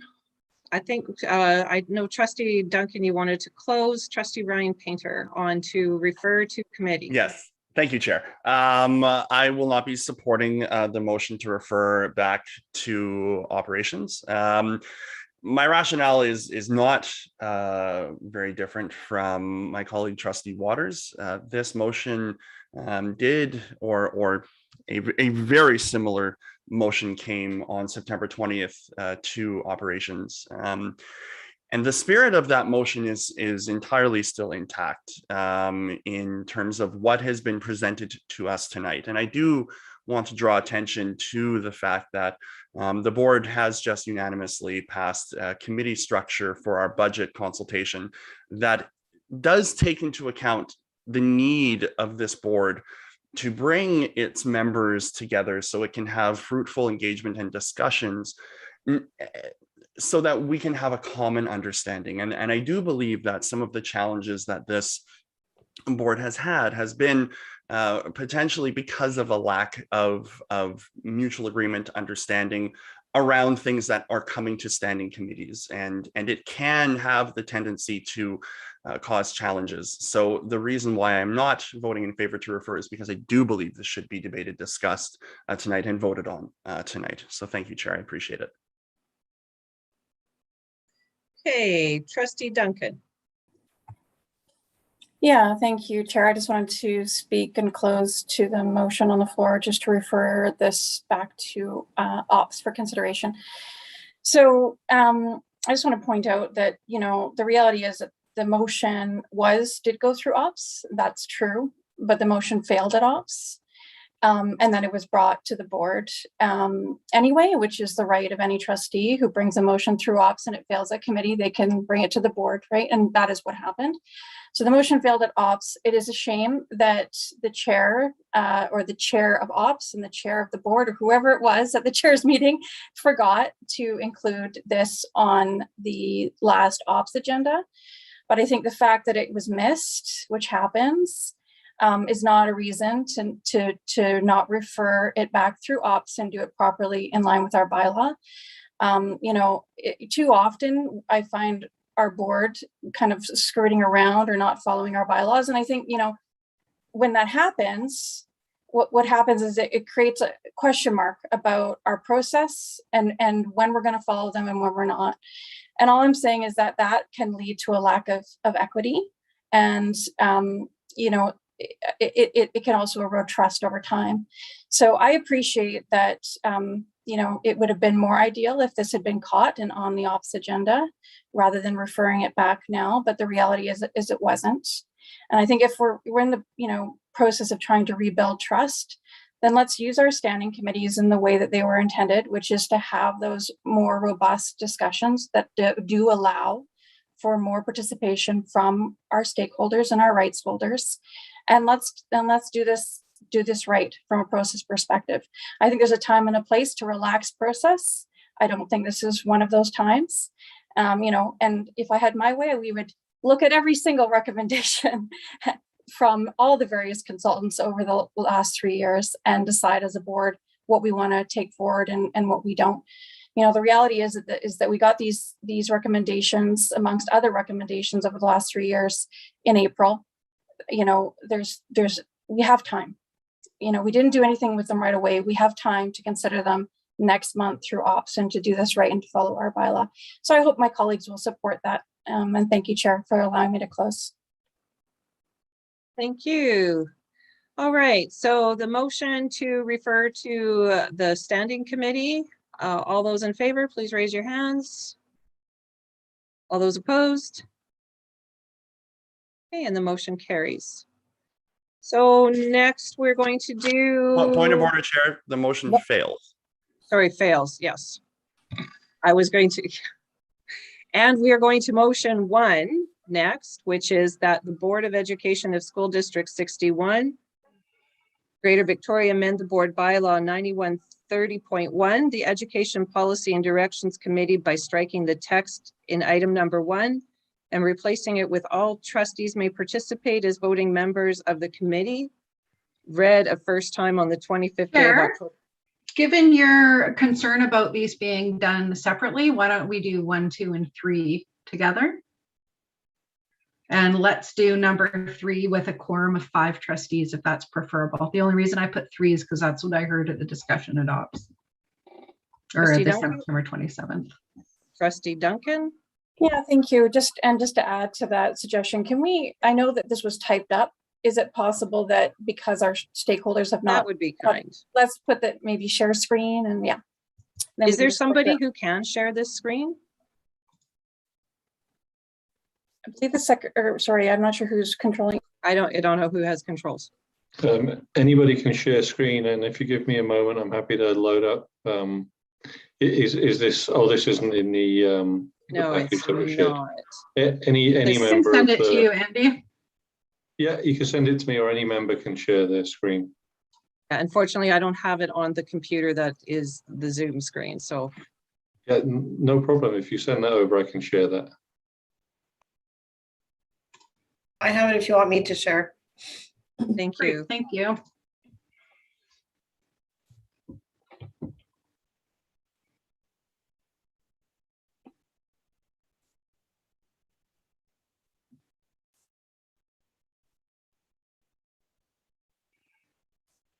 Can everybody see that? Okay. Yeah, that's way better than my little piece of paper. So I'll move 1, 2, and 3, and with a quorum of 5 trustees. Or 4 trustees, whichever.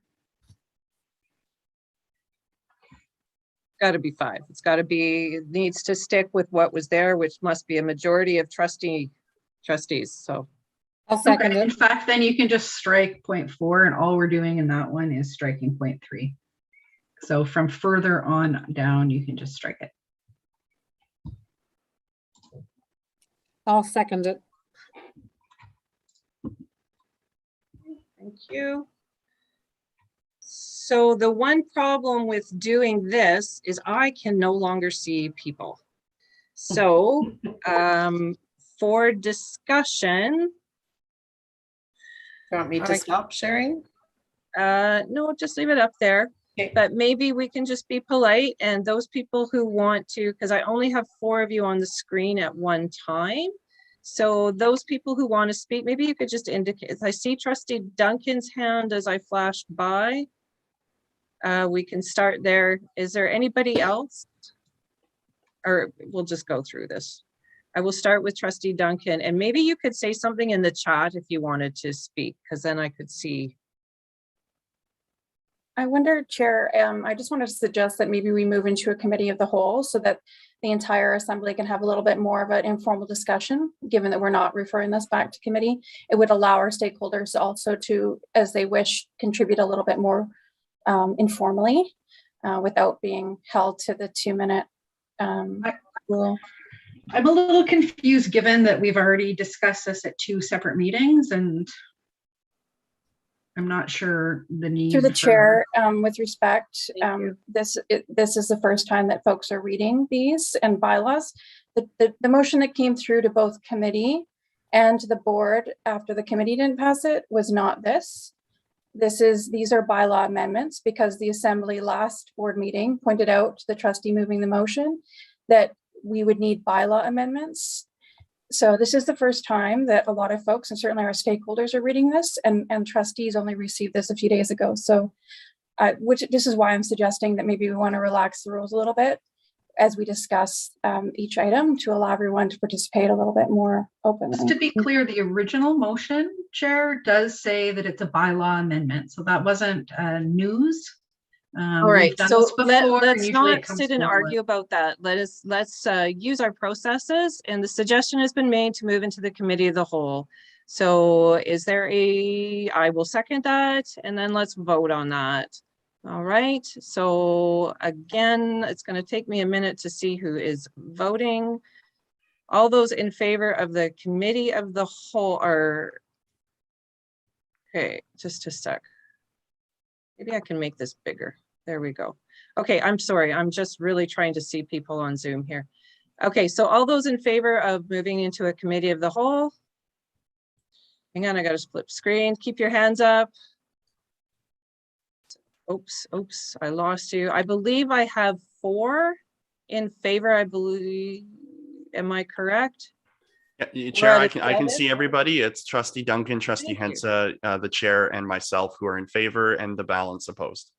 Okay, thank you very much. I don't know how you're getting everybody, but that's fantastic.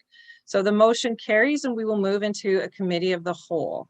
So what that means to everybody is that anybody can speak to this, and there is no limit on how many times that you can speak. So I will look for speakers now. And again, hang on, I'm checking the chat.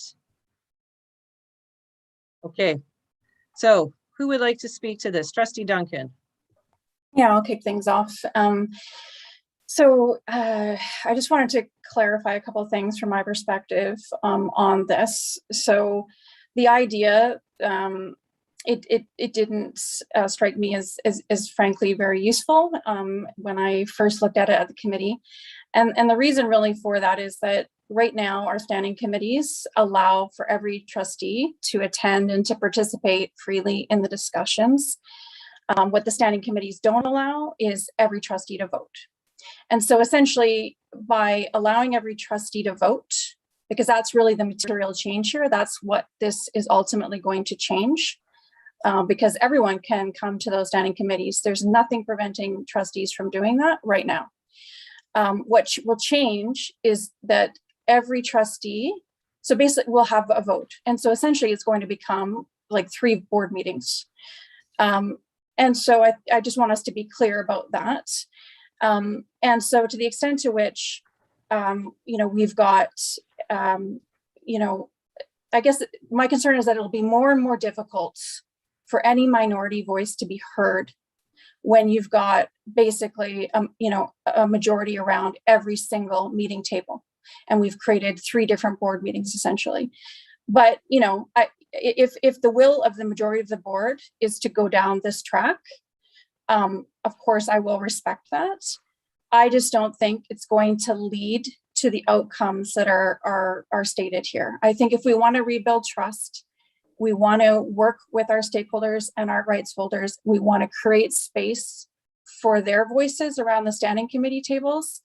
Then I think we're best served by maintaining the structure in the way that it is, and maybe shaking up the membership of the standing committees from the perspective of trustees, so that different trustees work with each other on different standing committees. I think that would certainly be a positive step in the right direction. And the last thing I will say is that, at the end of the day, what we want to be doing is making sure that the information that is gleaned from our standing committees, whether it's the feedback of our stakeholders or our rights holders, or the packet material and the advice from staff that comes through the standing committees, is received by everybody. And so, there's some other recommendations from that April piece of advice around pack-ups and around the focus of agendas, and that would be great to go over as a board. And so I hope we don't stop with this. I hope that the board looks at all the advice we've received and really looks at what would be helpful to moving the board forward in a more positive way. Thank you, Trustee Duncan, and thank you, Trustee Ryan Painter, for your note in the chat. It is your turn. Thank you, Chair. I appreciate the comments made from my colleague, Trustee Duncan, around an idea of mixing up our standing committees. I think certainly that may be something that is practical, perhaps in a new term.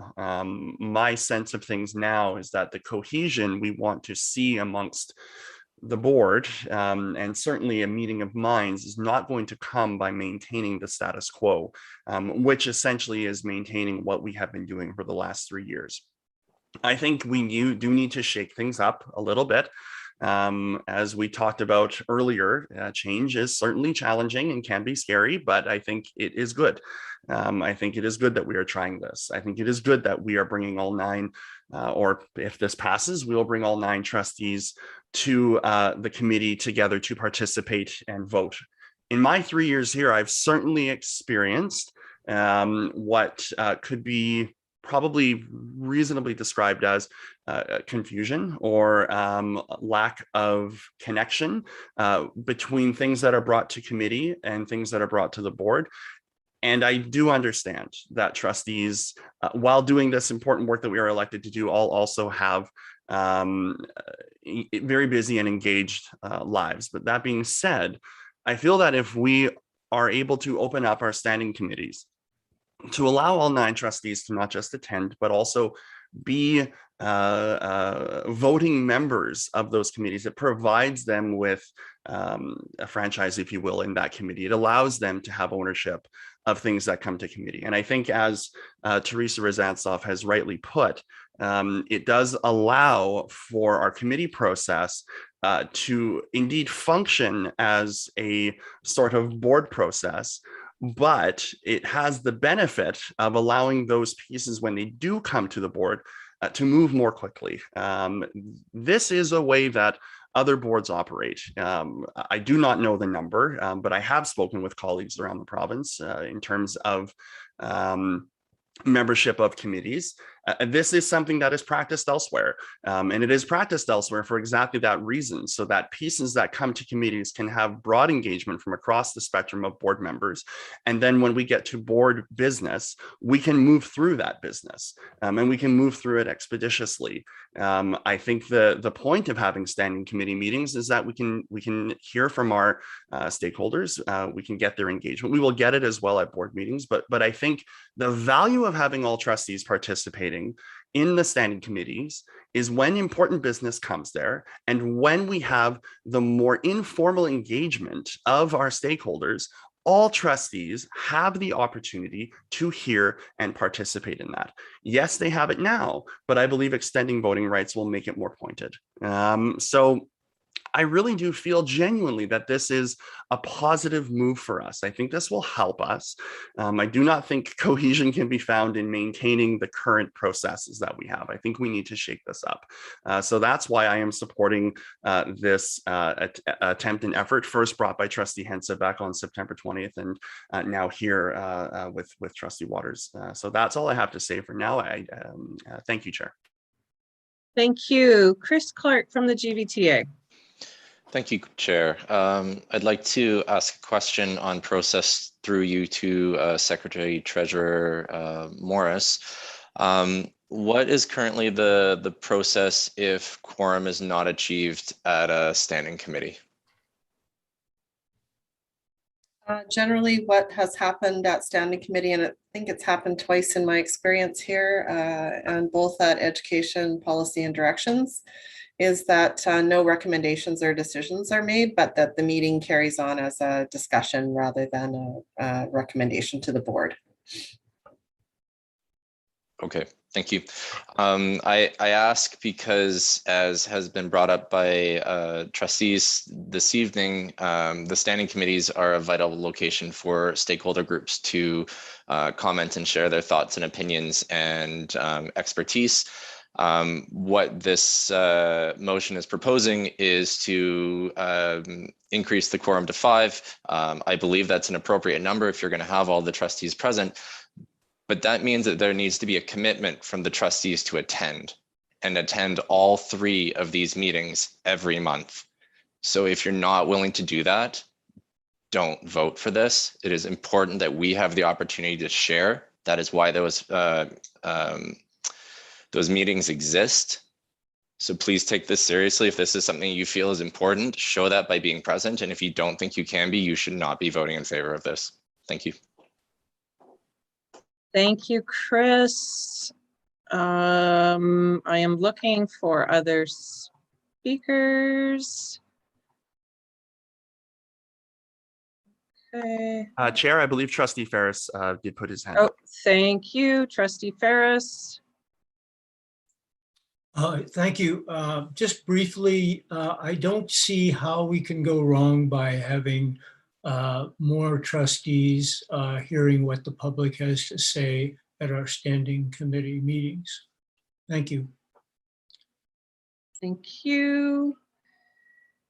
Okay, is there any other, somebody help me if you are trying to get my attention and you're blending into the background.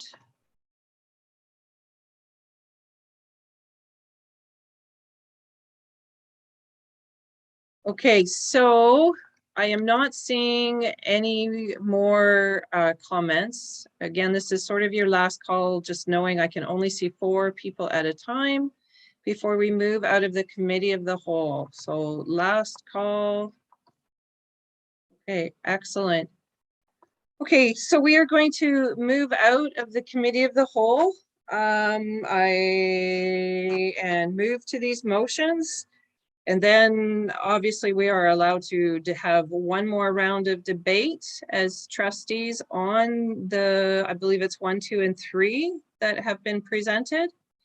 Actually, unless anybody still needs to see these motions, Kim, can I ask to just see everybody now?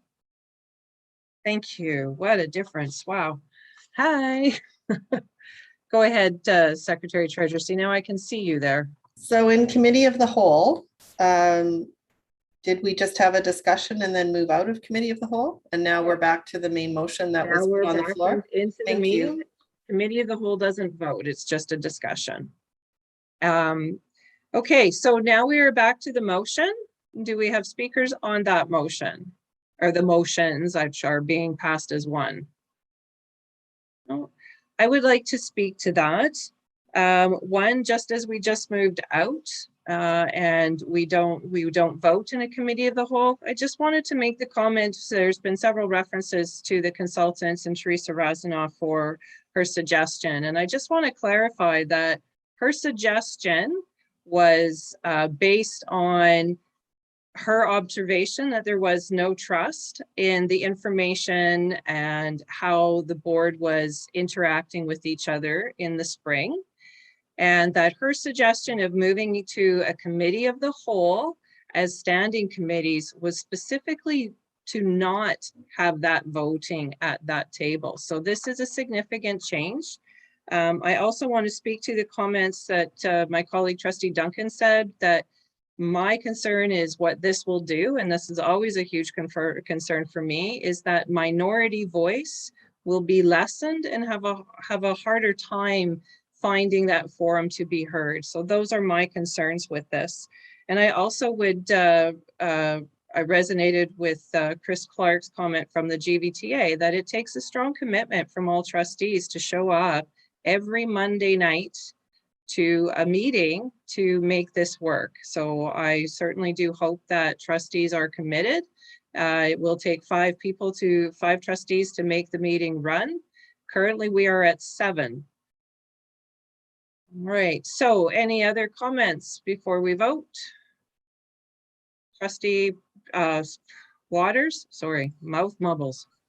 I just want to clarify, Chair, are you saying that, because we have it directly from Teresa saying that she did mean this, including voting rights. So I it think is that's an in interpretation, writing. and I'm not going to belabor that. The original document did not say that. So, Okay, so I without just providing want to, all of those reports on the table, I think we're going to have to go with what's been said. So is there any other speakers then to the motion? yes, I'd like to close.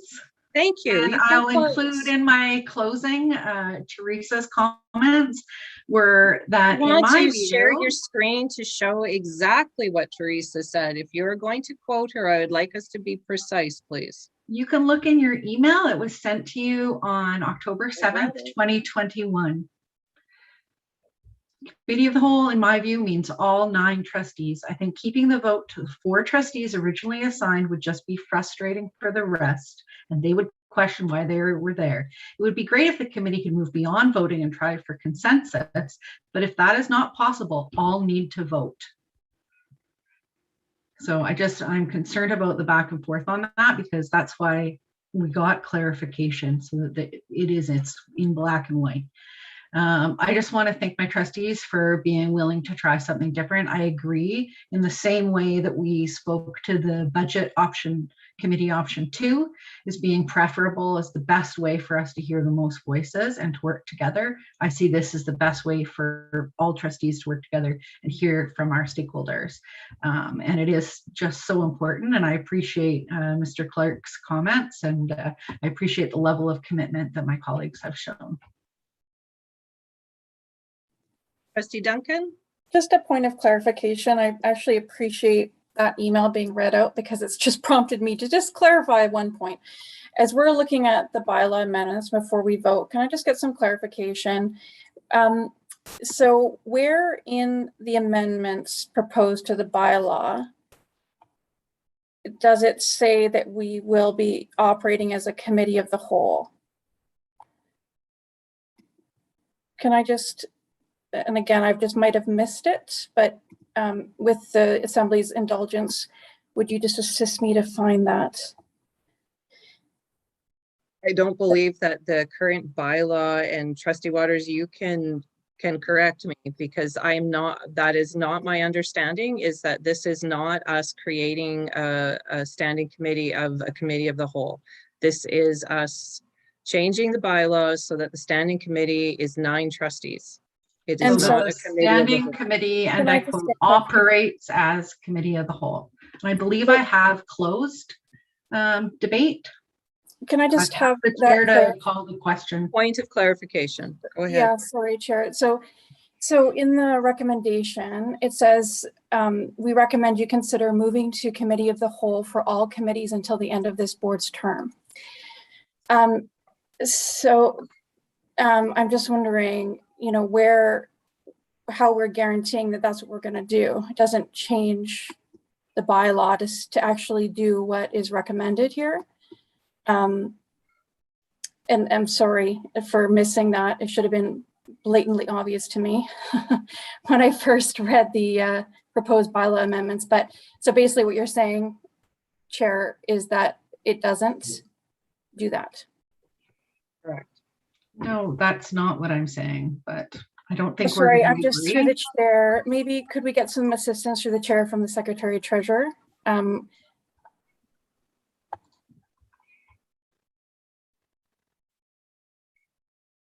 Sorry, the question, Nicole. So the question is, the bylaws on the floor, do they, the amendments, do they ensure that we are following the advice, which is to move to committee of the whole for all committees until the end of the board's term? Or have we missed a piece in the bylaw amendments? I believe it attends to the intent of the 9 trustees attending and voting, which is the committee of the whole structure. Not if they're voting. The committee of the whole is the entire membership of an assembly sitting as a committee, and they don't make decisions. You don't make decisions in committee of the whole. You don't make decisions in standing committees. You make recommendations to the board, and the board makes decisions. So through in the the chair same of the way, Treasurer, can we just get clarification then? And can I just have that clarification, please, from the Secretary Treasurer? Does a bylaw amendment before the board call for us to move into a committee of the whole, or run our committee of the committee of the, sorry, moving to committee of the whole for all committees until the end of the board's term? Do the amendments do that? They change the reading of the bylaw. The minutes will reflect until the end of the term. Sorry, Chair, through you to the Secretary Treasurer, I'm still not clear whether the bylaw amendments on the floor by the recommendation. In my opinion, yes, they do. Thank you. That's clear. Okay. All right. All those in favor, please raise your hands. All those opposed, please raise your hands. And the motion carries. Next, Trustee Waters, we're going to. is that the board agree to give the third reading by poll vote in order that the bylaw amendments may be in place by November 1st. Although I think you probably want to do a second reading.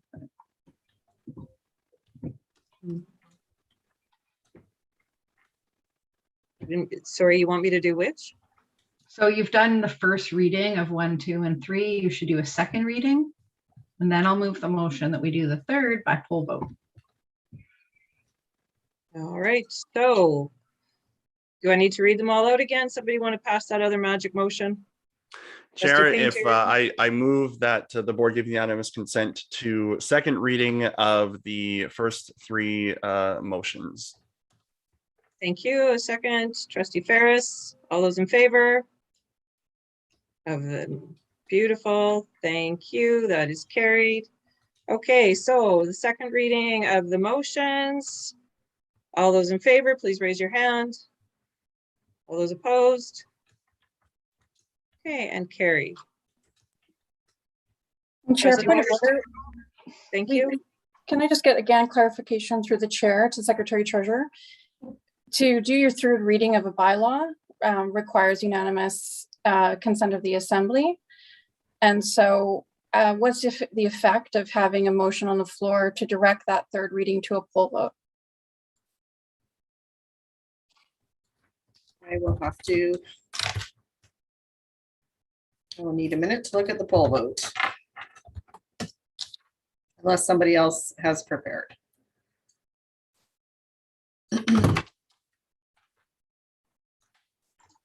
We Can can we just agree, take- we can move to do third reading. That can fail unanimous consent, and then you can pass it to do it. I guess would be the way that we would do it.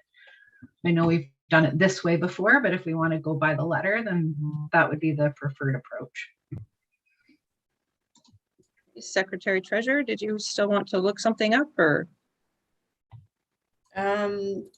If you want to move forward with what's been suggested, go ahead. If not, I'm looking for the poll vote bylaw. Okay, I just want, can we just take a recess for 2 minutes here while you look that up? Yep. Moved. Trustee, thank you. All those in seconder, Trustee Duncan, all those in favor? Okay, 2 minutes, everybody. Gotta go.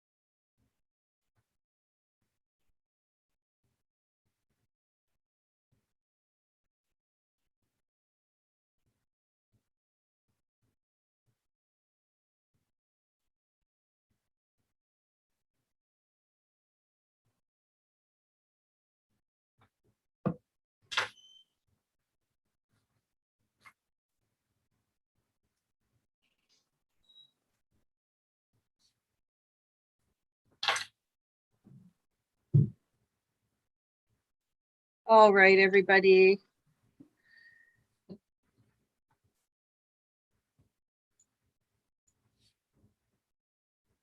Was that enough time for you, Secretary Treasurer? Yep. Excellent. Thank you.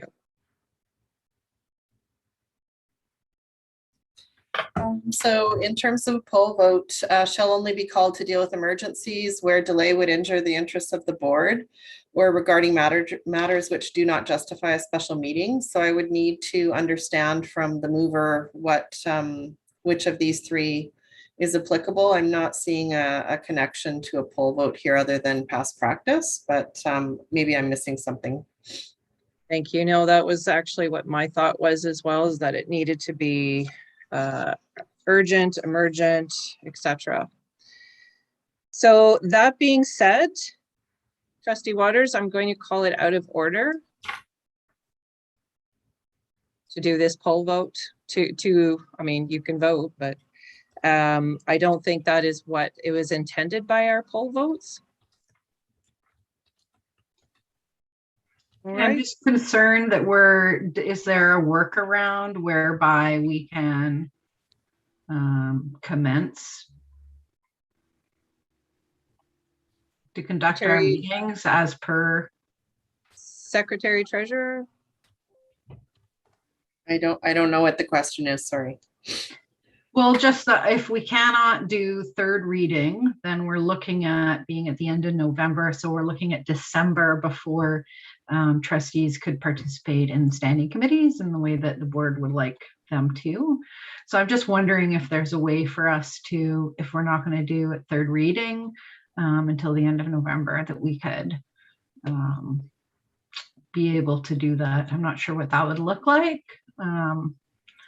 The only way that I would know of is if a special meeting was held or called or added to a special meeting agenda.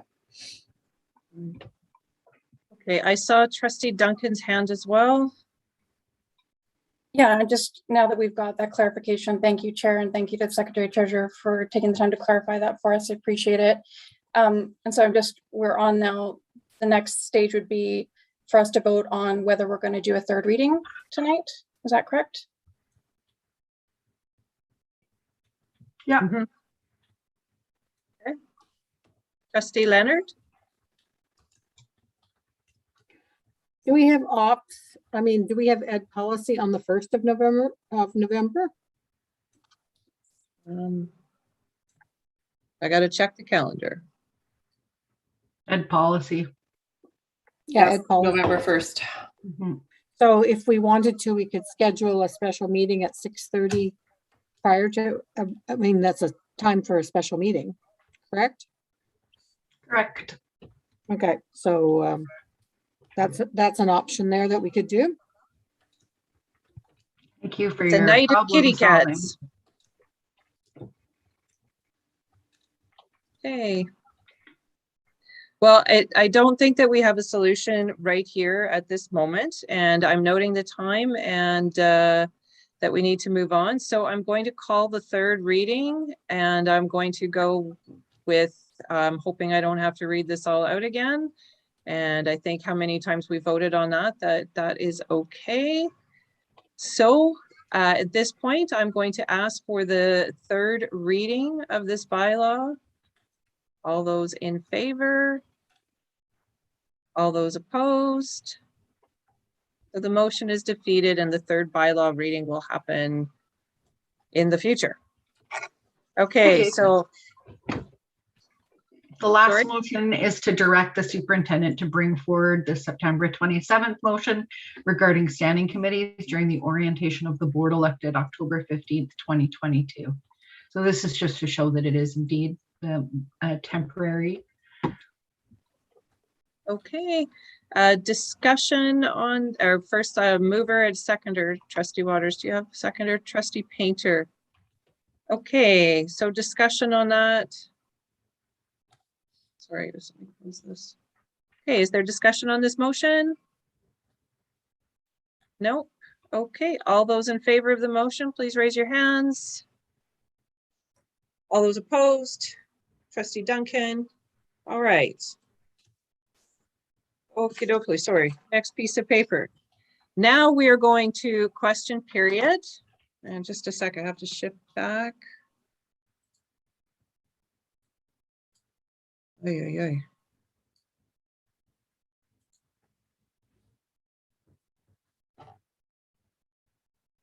Okay. Sorry, my computer is a little bit slow.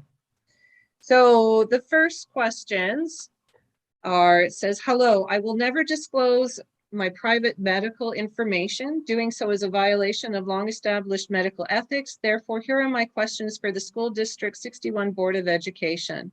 1, please explain why the School District 61 Board of Education is explicitly violating universal principles of biomedical ethics, human dignity as related to informed consent and experimental medical procedures and patient anatomy to make decisions over bodily integrity as opposed to top-down technocratic models of health. So the board, I'm not really sure as to which piece we are discussing there, but at the moment, the board is not, I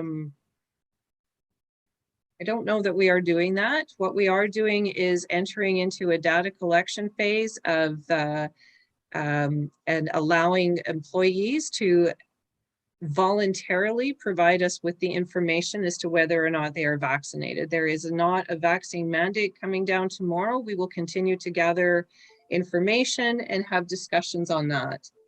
The rest of the questions seem to revolve around those things that the public health officer could answer, such as, please explain why natural immunity is not considered.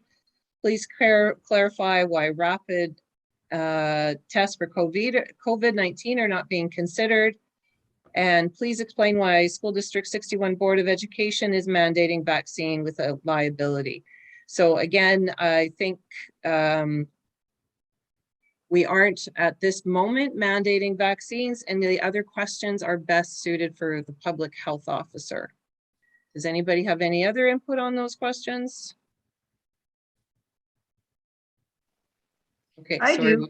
I'm just concerned that was the question asker referring to vaccine science as experimental? Sorry, you broke up, Angela. Say that again. I want to be clear that vaccine science is not experimental. Am I the only one that's not hearing, Angela? I don't know. Okay, Anybody try one more time. Okay. Did the vaccine, the question asker say that the vaccine science is experimental? Did No, I hear that correct? No. Okay. Okay. Thank you.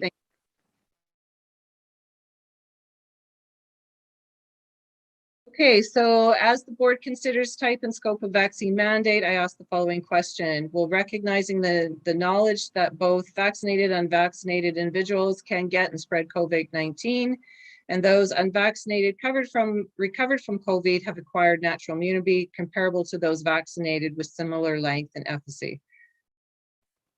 What provisions will you be making for those choosing not to, or who will be able to take the COVID vaccine, and so that they may continue to provide valuable service to our district? I'm an EA and we are short-staffed. I just want to make it clear, because I think we're going to have, as I go through these, a lot of questions about the vaccine mandate. At this time, we are going to gather information.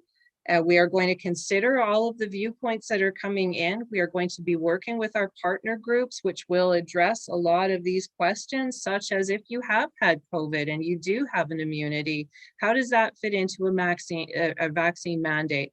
Those discussions are going to happen. So I'm going to move on to the next one.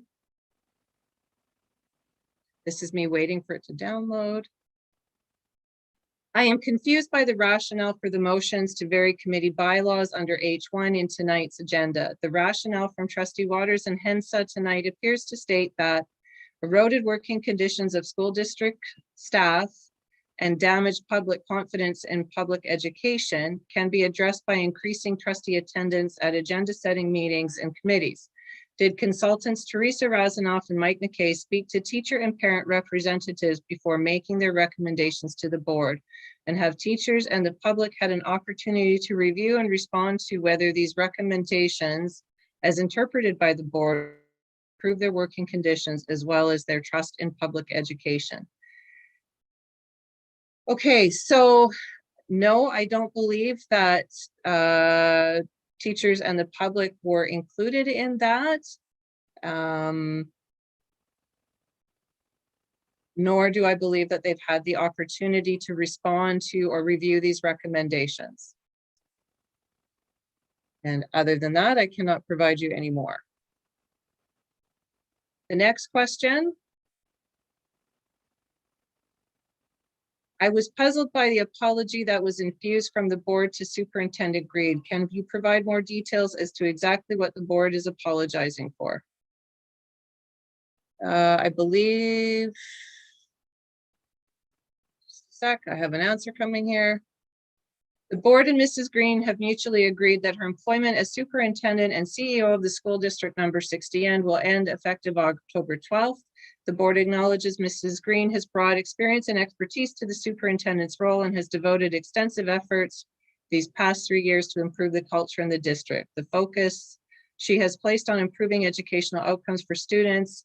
Her leadership in the strategic plan will continue to provide positive directions for the districts. We thank Mrs. Green for her, or Ms. Green for her tireless efforts and contributions to the school district, number 61. And I hope that helps answer that question. Next. Oh, I've already received that one. I'm sorry, one more. In 2020, the Greater Victoria School District spent at least $102,000 on special consultants in a year of low enrollment while maintaining $80,000 of funding from school music, while eliminating, $80,000 of funding from school music programs and $112,000 from support programs for gifted children. I'm not sure if those numbers are accurate. Maybe the Secretary Treasurer can confirm that. With enrollment exceeding the projections from the district, will the board direct the district to reinstate at least some music and gifted funding or otherwise amend the conservative budget passed this spring? So my answer to that, and Secretary Treasurer can respond if she doesn't think that is adequate, but we will continue, as we've all this evening have passed a budget review process, and we'll continue to look at the budget, and music is definitely one of those topics in there that we will be looking at. For now, the budget for this year is set, and we'll continue with that. The budget for next year will be discussed and debated through that budget committee, and then it will again come to the public for further debate and finally to be approved by the board. Does that work, Secretary Treasurer? Thank you. Sorry, my email's slow. Oh, here it is. So the next question is, no, that's the same one I just read. Try another one.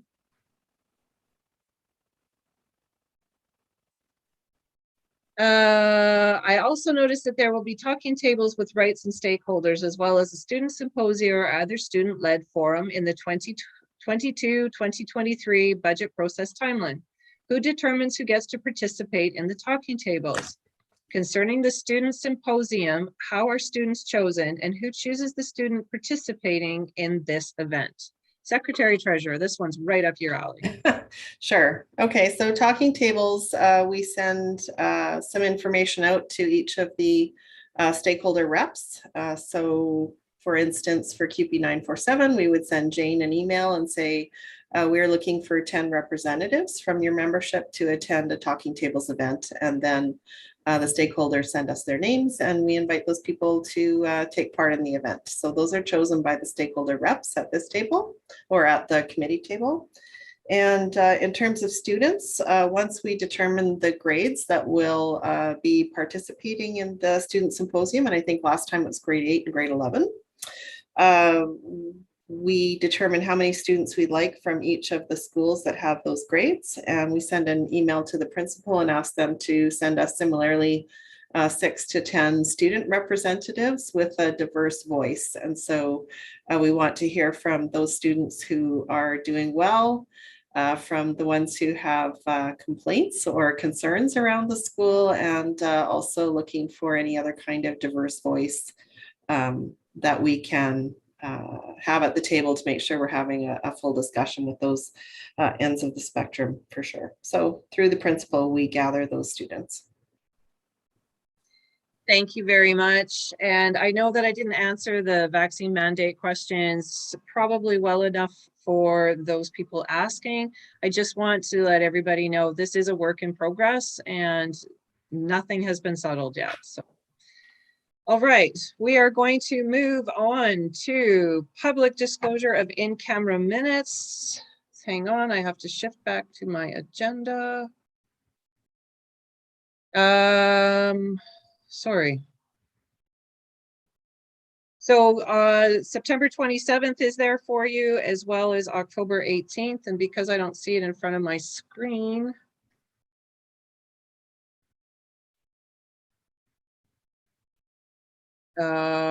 Secretary Treasurer, while I reload this, do you want to just speak to what that was? They're just records of in-camera meetings, the usual, just for information. Thank you. I do not know where you, oh, here we are. Okay. Thank you very much for that, Secretary Treasurer. So next we have new business H1, standing committee agenda setting. I'm going to refer this to, with the Assembly's agreement, refer it to Ops. Thank you very much. Okay, all those in favor, please raise your hands. Opposed? Thank you. Okay, and now I have a notice of motions. I did not receive any in my email. Okay, so seeing none. All right, you guys. Oh, Trustee Ryan Painter, I'm sorry, did you have a notice of motion? No, just motion to adjourn, Chair. My apologies. Okay, excellent. Just before you do that, wait, hang on. Trustee Duncan, before we adjourn, did you want to say something? No, I was just going to second it. Oh, okay. Well, I'll let you all second it. I just wanted to thank everybody for their time this evening. I want to remind you that it is Halloween this weekend, everybody. Please be careful of our students out there. They're very excited and they are really looking forward to Halloween as a fun event that they have missed out on in a while. So please be careful. I have Ryan Painter moving and Trustee Duncan seconding to adjourn. All those in favor, please raise your hands. Okay, thank you, everyone.